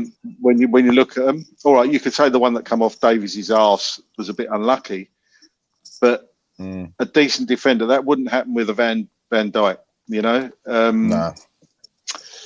So I do feel for him. I don't want to run Tanganga down too much because he's a Tottenham boy, and he's young. But I think he needs a loan move. But I'm just saying, had we had a full strength team out, I think the result would have been a little bit different. Not saying we would have definitely beaten them, but I think we would have probably given a better account of ourselves. But yeah, agreed. Agreed. Ultimately, transfer window, I think a couple of players will be coming in. In what positions, Chris? God only knows. Sorry. Alex, up to you. There's a comment on screen just for you here. Let's talk about solutions. Who is coming? Who is going in January this summer? That will have an impact for Alex. What's the path to make this a squad? That's the second question you mentioned. I don't know what we're going to do in that sense. Trying to let's break this down. Players who you think, or all 4 of us think, that will perhaps leave in this January transfer window. Now we've heard the names of Steven Bergwijn. Ajax has got in of £15 million. Tottenham want near £27 million to try and recoup what we paid for him. Ridiculous. We've heard a number of reports stating that Matt Doherty could possibly go back to Wolves, but I don't think they want him back. Why would they? Lo Celso possibly leaving the club in January or the summer. Alex, realistically, what players do you see leaving in this January transfer window in the next few weeks? I think Doherty will go. I don't know. I don't know who they're going to go, but I think Doherty will go. I think I can hear some feedback at the moment. Yeah, I think Doherty will go. I think also Delhi will go because unfortunately he doesn't fit into the system. So I think that Delhi will go on loan. Who else is there? It looks like I'm not happy that Bergwijn's leaving. I don't see the point of him leaving. I think he needs more of a chance. I think he looked really good against West Ham, but I think that's ominous he's going to leave as well. I think that's it really at the top. Oh yeah, Rodon will leave as well. I think Rodon will go on loan because I think that's becoming more ominous as well that he's going to leave. That's another player as well that's going to leave. I think those are the only players that at the top of my head that will leave. What does that say about our recruitment policy, though, Alex? You know, you've mentioned all the names there: Bardelli, Bergwijn. You know, they're players we've bought fairly recently, aren't they? You know, so it's been terrible. It's been terrible. It's been awful. It's been awful, and I don't. The other one I wanted to throw in as well was Emerson Royale because. You know, if we're going to be getting Traore in, do you keep Emerson Royale as well? And like Craig said, with a player that we've only just signed. Chris, I'm not being funny. I don't see the difference between Traore and Emerson Royale. Emerson Royale is raw at the moment, right? So he's going to take a bit of time. Okay, so you know, yes, he can't get past his first man. I think people were going over the top at the beginning about him. I've got to be honest. Again, another thing is about Reguilón. Reguilón for me hasn't impressed me at all. I've got to be honest. And Højbjerg as well. I think the problem with Højbjerg, just quickly about Højbjerg, I think he was didn't need to do that much attacking football last season with Mourinho. Now he has to. Look how average he looks. You know what I mean? And like I said, Skip has been making him look good. So that's the thing with Højbjerg. But I think he didn't do too badly, to be honest with you, today. But going back onto the January transfer window, I think those players will go because they don't fit into the system and certain things as well. Ndombele, I don't think he will leave because of the whole thing of his salary how much it will cost to get rid of him, unfortunately. So Yeah. I think he will end up staying. Yeah. I think the player that will come in would be Traore. It looks honestly he's going to come in. I'm not happy about it. I'm not happy about it, to be honest with you. I think it's a waste of money. I think Lamptey would be a better bet, to be honest with you. But I think that'll be in He the was summer. available though, Alex, at £20 million. Would you take him? No, because he's got less assists than bloody Bergwijn, and people haven't got him. But would you think that Antonio Conte would work with him and develop him into the player that he was at the club? Like he said before, he can't do miracles. I'm sorry. This is the thing. I'm not love struck by Conte. I think he's very good. He's elite manager. I will say that definitely, but he can't do any miracles. And for me, it just sounds. I just don't get it. It's about limitations, isn't it? When you look at today's team, for instance, right, Galini, would you keep him? Yes or no? No. Right. What about Tanganga, Sanchez, and Davis? Yes, I will keep Tanganga. Because I think he's having a bit of a hard time, which what young players do. They have a hard time, and he's getting used to a new system as well. So I think I would keep him. If you can get a loan for him, maybe that might be an option for him. Davis, I will keep. Sanchez, I would keep as well. Emerson and Doherty. Doherty, I think should leave. 100%. I think Emerson will stay because you can't waste you've just invested all that money into him. You've got to keep him now and work with him. I think Regan will stay. Sessegnon's got to stay, I think, as well. Højbjerg will stay. Winks will stay, and Skip will stay. Kane will obviously stay, but I think I've still got my question marks on him. Son will stay. Moy will stay. But of all these players you keep saying stay, Alex, your rebuild doesn't seem to be that big. Well, the thing is, unfortunately, I don't think. I think he's made it clear who he can trust. I think that's the thing. He's made it clear who he can trust at the end of the day.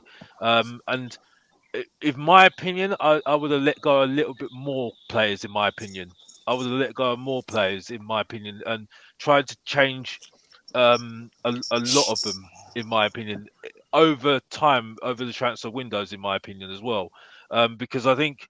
It needs a full rebuild, but that's going to needs to do it over time with the transfer windows. I think because I think there's just too much.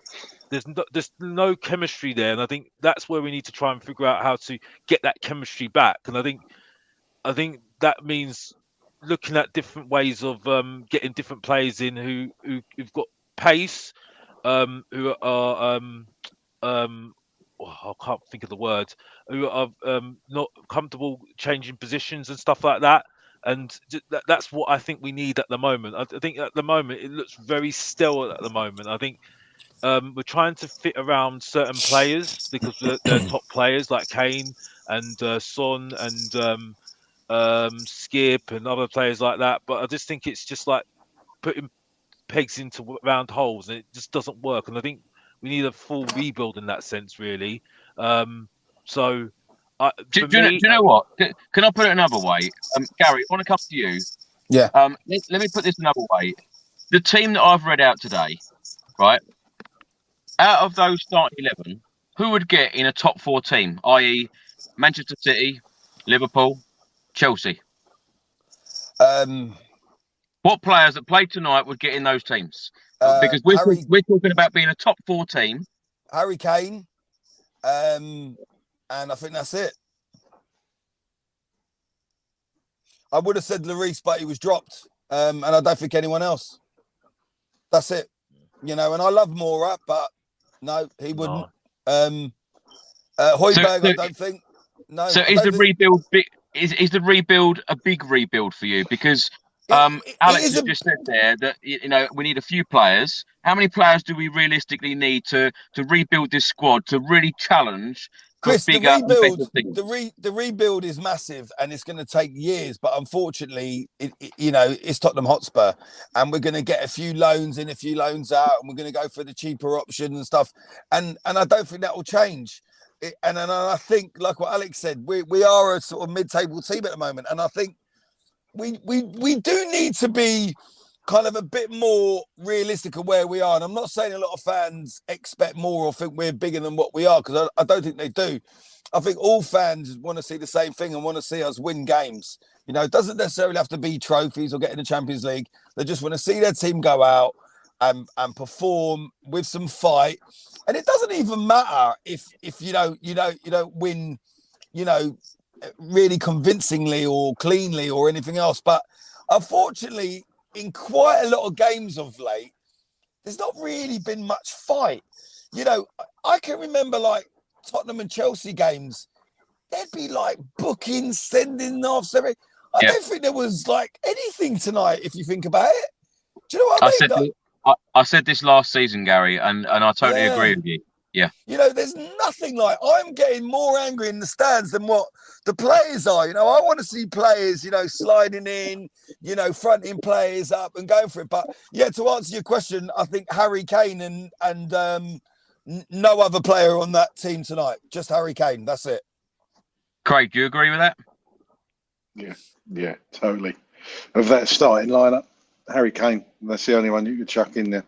Simple as that. I think Skip will get there, but again, I think he's only 20 years old, and he will go through like the period that Tenganga's going through at the moment. You see what I'm saying? Yeah. And they have to go through that to grow.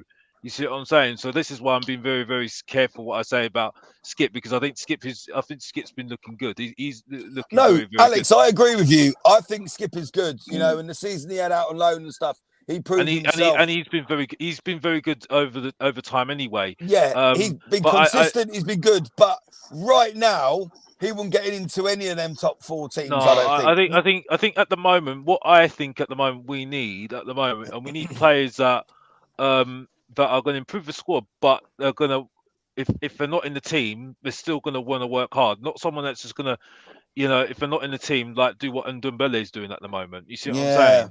So what we need is someone that is going to be happy who can improve the squad, but if they're not in the team, they're still going to work hard. What did you think about the rumours about Lingard? What would you? You know what? I wouldn't be too opposed to it.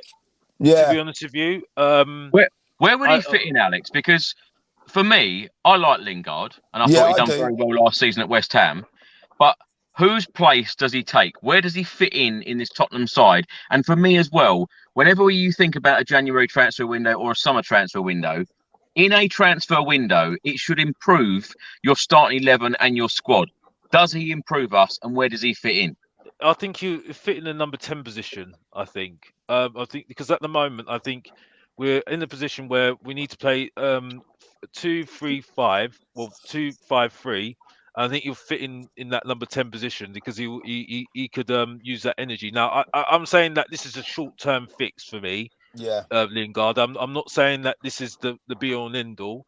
But we do need somebody that is gonna shake it up a little bit. And who's a little bit kind of proven.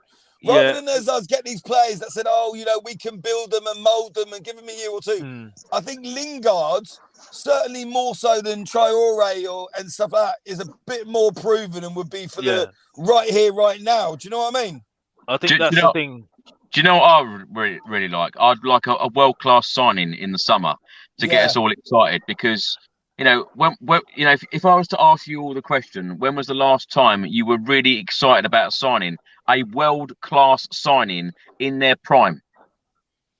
I was actually excited about the Celso and Ndombele. I was actually quite excited about Ndombele, probably like everyone else, watching all the YouTube reels and stuff. But I've not really been. He's not in his prime. But when Gareth Bale came back, I was quite excited, I'd take Gareth Bale back January and Eriksen. I just think what have we got to lose? Because when I really look at what we are going to bring in, I don't think we're not going to get Lingard. Bale won't come back. Eriksen's on a free, but we won't get him.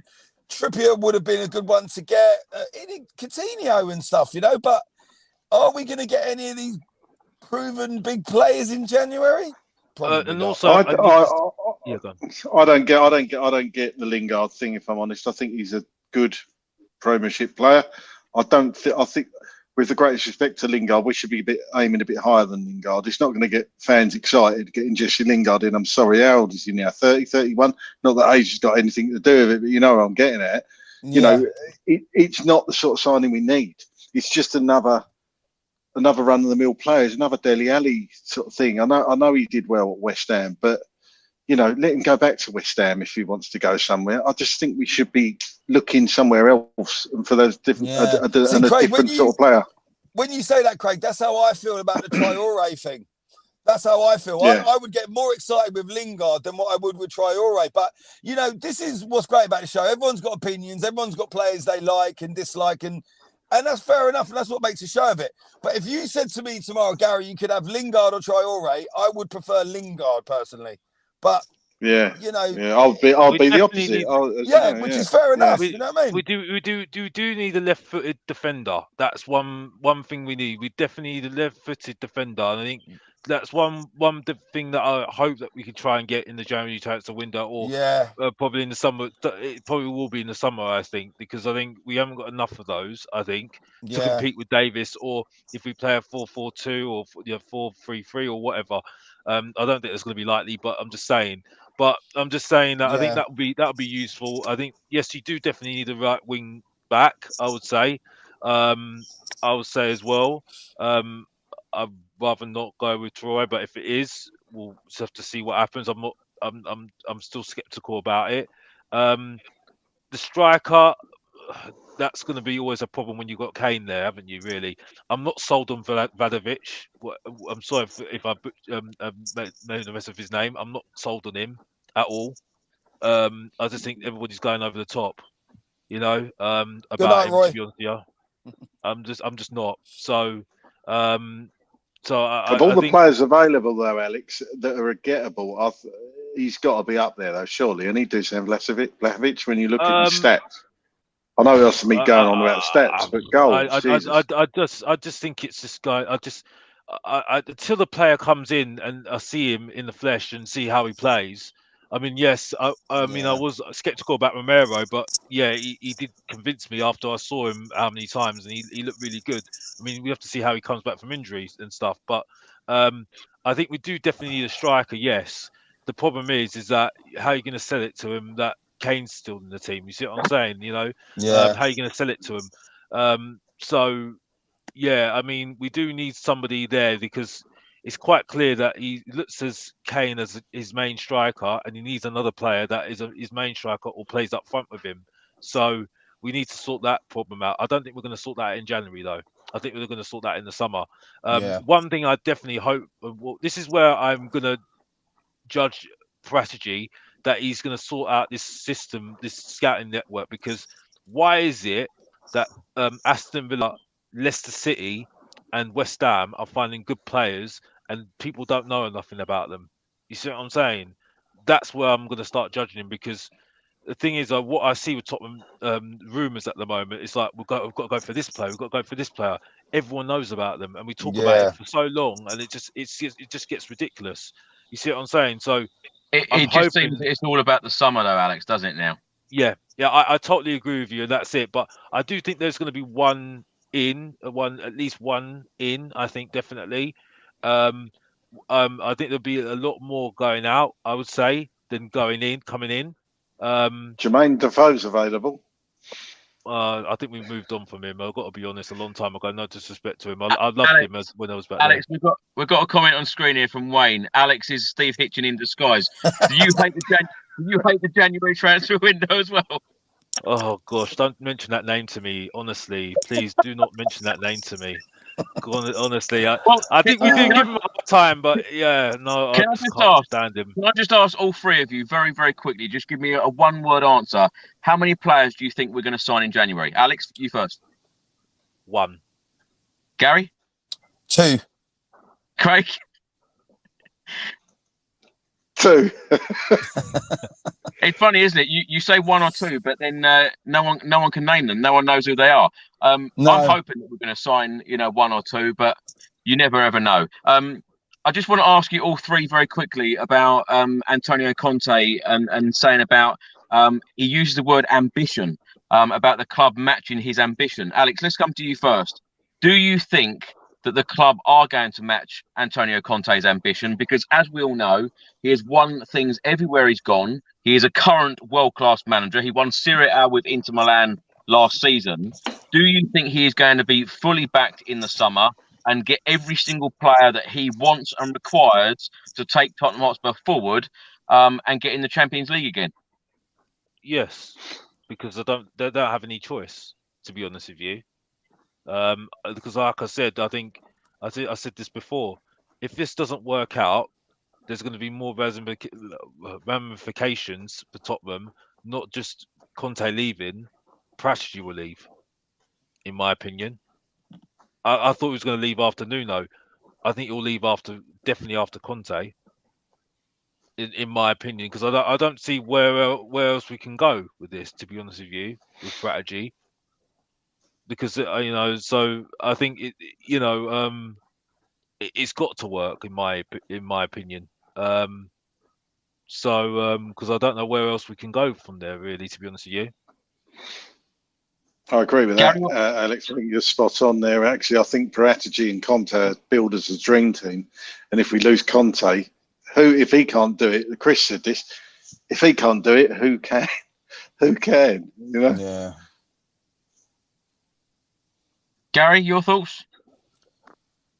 It has to, innit? It is what it is. I think there is no way after Conte. I mean, I expect Conte to be here for, a couple of years. And if we haven't won anything by then I think, come back, Poch, all is forgiven, and then Levy tries to get Poch back.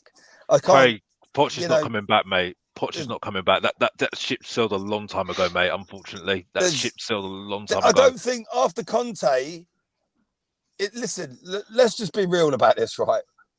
If we can't get back into the top four or win a trophy with Conte, right? We already messed up with Mourinho, and okay, people might say we might not have won that final with him anyway, or if he was still a manager.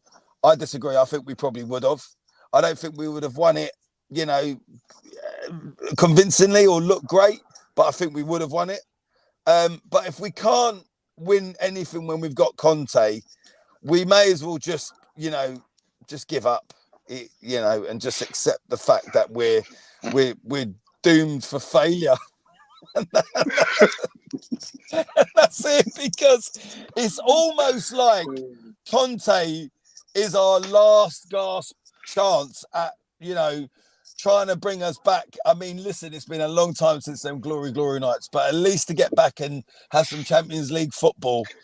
And be playing Real Madrid rather than fucking Vitesse, Do you know what it feels like? You say that. I'm laughing because it's like, let me tell you a quick story. It feels like one of my cats many years ago was quite ill, and we kept taking it back to the vets, and the vet couldn't find what was wrong with it. We're going to try this, and the cat was still ill and everything. And in the end, the vet said, we don't actually know what's wrong with it, and the cat died. And that's what it feels like. That's what it feels like. We've gone through all these stages trying to get the right thing, and we've just got worse, haven't we, since Poch? That's the bottom line. We've got gradually worse. But it's not all doom and gloom. We're sitting pretty good in the league still. We're still in the FA Cup.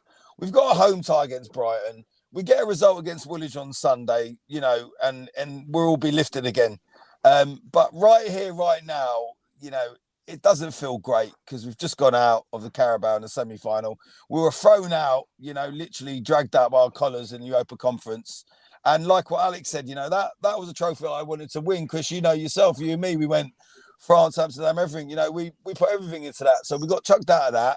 We almost have just basically accepted we're going out of the Carabao Cup, really, if we're being honest, with that display and the team lineup and stuff tonight.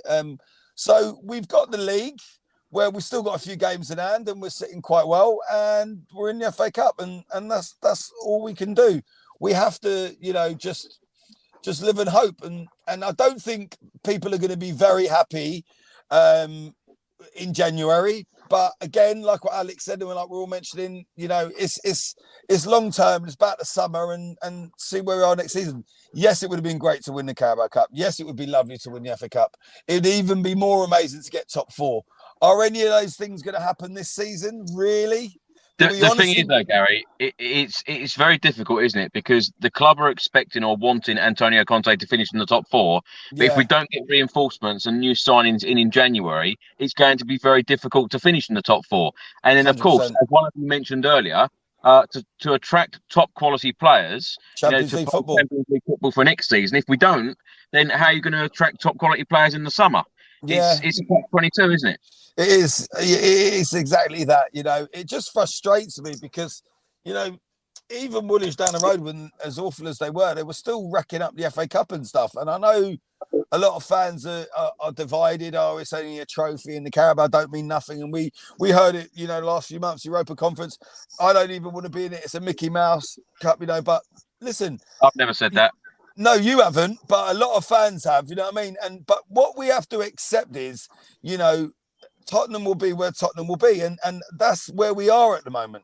Now, if Conte looks at us as a team and says, I think Tottenham's better than the Carabao Cup and Europa Conference, and he's not fussed we've been thrown out of Europa Conference, and he doesn't care that we got out of Carabao, and he focuses us on top four, and we make top four. I'm sure if we get to the end of the season and we get top four with no trophies, but we get a Champions League position and we bring some players in January, I'm sure we'll all be having these shows and be happy over the moon. But right here now, can any of us see us getting top four? Because I can't. But we win the next few league games, and all of a sudden your spirits are lifted, aren't they?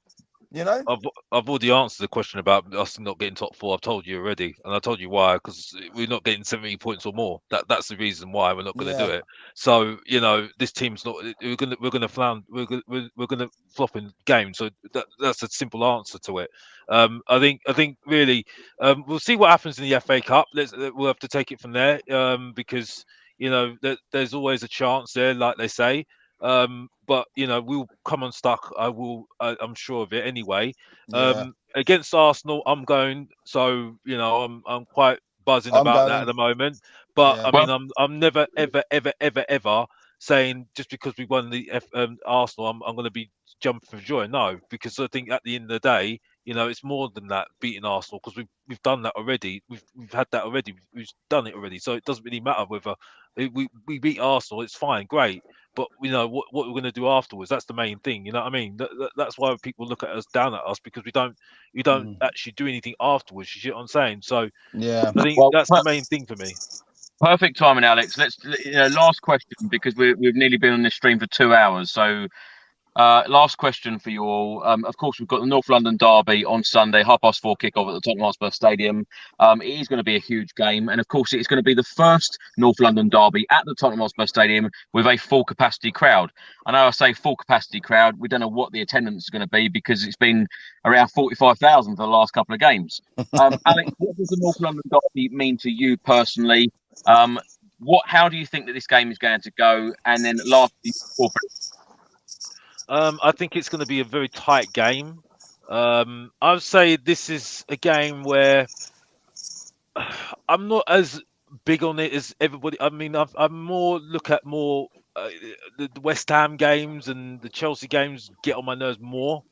Really? More wound up. Yeah. I've got to be honest. I do want to beat them, Arsenal, but I don't look at them as a team that I'm like, don't think of them too much of them right now. To be honest with you, I think they're at a level where similar, a little bit higher. Pardon? None of us think too much of them. Yeah. I just think that for me, beating them is just beating them. That's it. Because I just think they're ordinary as far as I'm concerned. And that might sound a bit harsh saying that, but I think there are better teams out there as far as I'm concerned. As a derby, as a rivalry, yeah, it's nice to beat them, but I think there's more to it for me, because I just think there should be more. We should have more ambition than just wanting to finish above Arsenal. You know what I mean? That's just not a trophy, as like people say. You know what I mean? So it does mean a lot to me. I'm buzzing about going, because this is my first London derby seeing them. Wow, seeing really? London derby, yeah, my first London derby, and I'm actually buzzing, and I love to see what sort of atmosphere it will be. You know what I mean? So yeah, I'd be interested to see how they are, and see how we compete. But I think it would be a very, very tight game. I think it will be a tight game, and I think we'll edge it 1-0, being positive. You like me being positive, Chris, so I'm going to be positive and say a 1-0, I think. And that's it. A comment on screen now from Football Freak, and thank you so much for your comment. 2 hours of amazing stuff. It's 5:57 a.m. India, and they are watching this stream. So thank you very much. Wow. Please do, for everybody watching, please do let me know where you're watching this stream from, and put your score prediction as well. And I'll put as many on the screen as possible. Gary, let's come to you. What does the North London derby mean to you? And how do you see this game going on Sunday? Well, very different to what it means to Alex. So let me tell you, I absolutely, completely and utterly despise Arsenal.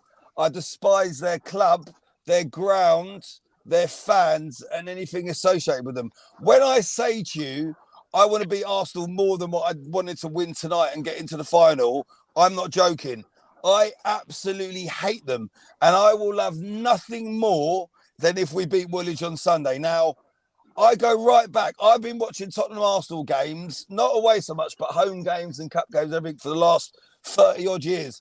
And when you walk in my front door and you look left, you see a framed Paul Gascoigne shirt signed when he scored that free kick in 1991 against the Scum. And I loved every last second of it. And there isn't a week that goes by where I don't dream about that goal still. And I'm nearly going the other end of 40 odd. Let me tell you, I hate them. And if we beat them 1-0, 2-0, or an own goal or anything, I won't only be celebrating it, I'll be playing my Tottenham CD on the way home. And then when I get home, I will watch the full game again. Then I'll watch Match of the Day. Then I'll watch the highlights. And then I will go on AFTV and love every minute of every one of their delusional supporters suffering a defeat to Tottenham. Because it may not mean much to everyone. And people may say, you need to aim higher. But thank you very much. I hate the Scum and I want us to beat them. Dan says you love Arsenal, really. Gazy knows what I'm talking about. Gazy knows. Yeah, I think it will be. I agree with Alex, though. I think it's going to be a really poor display of football. It's going to be because Arsenal are just as crap as what we are. And it will probably be, we'll scrape it a 1-0 win. And it will be a very untidy goal. I don't think it's going to be a very good North London derby. But I think we will edge it because we're at home. But we will not be convincing like we were when we went to their ground and when they beat us, unfortunately. Well, I've got to give a special mention, to this comment on screen now. 2:35 a.m. in South Africa. Wow. And they're going to go for a 2-1 Tottenham Hotspur win. Craig, what are you going for? I can't beat Gary's sort of dialogue and little eulogy of Arsenal he gave there. That was just fantastic. But I hate them. Yeah, I'm of the opinion that we should be aiming higher than Arsenal. But don't get me wrong, this is a massive game. It is the biggest game of the calendar for me. The two games against Arsenal. It's the first ones you look out for when the fixtures come out. And it's one we've got to win for more reasons than just beating Arsenal. It's another Premiership game, and This is the sort of game we need to be winning. And for me, it's the first real test after we played Liverpool, and I just really want to see a good Spurs performance. But I agree with Gary that I don't think it's going to be particularly pretty. There could be some bad defending on show from both sides. I think there'll be goals. And I think we'll edge it 2-1, but I don't think it's going to be a beautiful display of football from either side. But I think we will get over the line and beat them on Sunday. I hope so. And knowing Tottenham, we'll everything in the garden will be rosy because we've beaten Arsenal. Yeah, and hopefully we'll have a signing or two by the end of the window. Who knows? Yeah. Well, Craig, Alex, and Gary, thank you so much for joining me for nearly 2 hours of talking about tonight's game and the transfer window, Antonio Conte, and everything Tottenham Hotspur. Craig, thanks so much as always. No problem, Chris. And I agree with that comment on screen there. I mean, this is Chris does so much good stuff for Tottenham, and these reports and all these streams, giving up his time. So just do us a favour and do smash that like button, as they say on this YouTube thing, because a lot of work goes into it. I'm not talking about me, Alex, and Gary sitting here talking rubbish, but Chris does put a hell of a lot of work in, provides people a lot of enjoyment, I'm sure. So it's worth a like. Just press that little thumbs up button. And thank you for having me on, Chris. As always, lovely to come on. Win, lose or draw. Shame Melvin couldn't come on tonight because this would have been right up his street. He's used to it. So love you, Melvin, if you want to. Did we lose because Melvin isn't on? I'm going to let you into a little secret here. I actually messaged Melvin yesterday, and Melvin said, "If we win, please can I come on?" And I was like, "Yep, absolutely." So I gave him the StreamYard link and said, "If we win, get on, because it would be a great treat for him to talk about a Spurs win." Yeah, it just hasn't happened. So no. Yeah, Alex, great to have you back on. Thanks so much. That's right. Like I say, support Chris, and smash a like for him as well. Yeah, definitely. And thank you for having me, Chris. Thank you. Alex, are you still doing your YouTube channel? If you are, tell everyone about it. Thank you for doing that, Chris. It's just Alex THFC. It's just really just for me to just get my thoughts out, basically, and just giving my thoughts on certain things. I'm trying to be looking at tactical things as well. Just vlogging. Really, that's it. Really about Tottenham and just my thoughts on what's going on, and just being tactical analysis of things as well. So that's it really. And Gary, thanks so much as always. Oh, pleasure, Chris. Listen, you know that it doesn't end here, mate. I'm going to send you at least probably 12 WhatsApp voice notes on the way home. So and then annoy you all day tomorrow. But no, it was great seeing you earlier, Chris. All jokes aside, I know it's not the result we wanted, but I'll just say one thing: we're not always going to get the result we want, but we've made a lot of good friends and stuff, and win, lose or draw, at least we can share it all together and suffer and celebrate, and I think that's the difference. It's it's therapy for me. So that's the one good thing, isn't it, to come out of the pandemic, is this sort of thing. You know 100%. that it is a kind of therapy, and the people watching it are all Tottenham fans. We all suffer in the losses and revel in the wins and everything, and it kind of makes you feel you're not alone in that.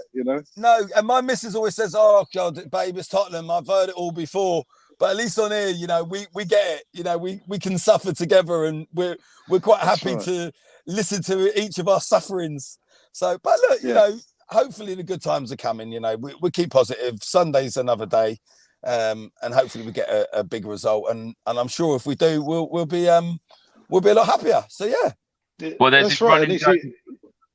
I was going to say, there's this running joke of Melvin keep coming on the show every time we lose. But on Sunday, Melvin is not on the show. We've actually got Richard Whitehead, MBE. We've got Darren Altman, and we've got Anthony Costa on the show after the Arsenal game. So let's hope that we are talking about a win. Otherwise, we're going to have Rantony Costa instead of Anthony Costa. So fingers crossed. Wow. Yeah. And I'm going to go for a 1-1 draw, by the way, in the North London derby. That might surprise you, but that's what I'm going to go for, 1-1. Yeah, but Chris, come match day, you'll change that to a 2-1 Tottenham win. Watch. Well, as soon as I get in the pub and have a few pints, then it suddenly it'll change. Absolutely. Guys, it's only Arsenal. Yeah, exactly. It's only Arsenal. It's not like it's Chelsea or Man United, is it? Little club from South London. It's just Arsenal. Yeah.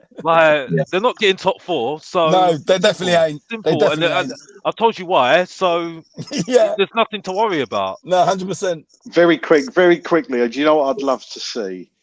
In the first couple of minutes, somebody put an Arsenal player on their arse. Yes, massive tackle. That's what we need for the game. Big tackles. A goal. Goal. Yeah. I'd take that. I'd take that either. Yeah, definitely. Ideal situation is they go down to 10 men, but Tottenham of late, even when the opposing team go down to 10 men, we still don't win, do we? So, but I'd like to see a few bookings and a few fights, personally. because I think we need that back in these London derbies. You know what I mean? Yeah, the last fight you see at the Tottenham Hotspur Stadium was AJ, and he did crap as well. So, you know. Fantastic atmosphere, though, Craig. Oh, yeah, I'd love to have been there. Absolutely. Yeah, definitely. It was. Oh, dear. Well, Craig, Alex, Gary, thank you so much for all of your time. Over 2 hours talking about tonight's game and everything else Tottenham Hotspur. Thank you so much for everybody watching this video tonight. If you can, hit that like button. That'd be great. If you don't subscribe to the channel as yet, please do hit that subscribe button. I'll be back tomorrow for a Tottenham news video, giving lots of other transfer rumours as well. Will we get any signings over the line? That is the interesting question. But thanks so much for all of your support on the I'll see you on the next video. Stay safe and well. Come on, you Spurs. Come on, you Spurs.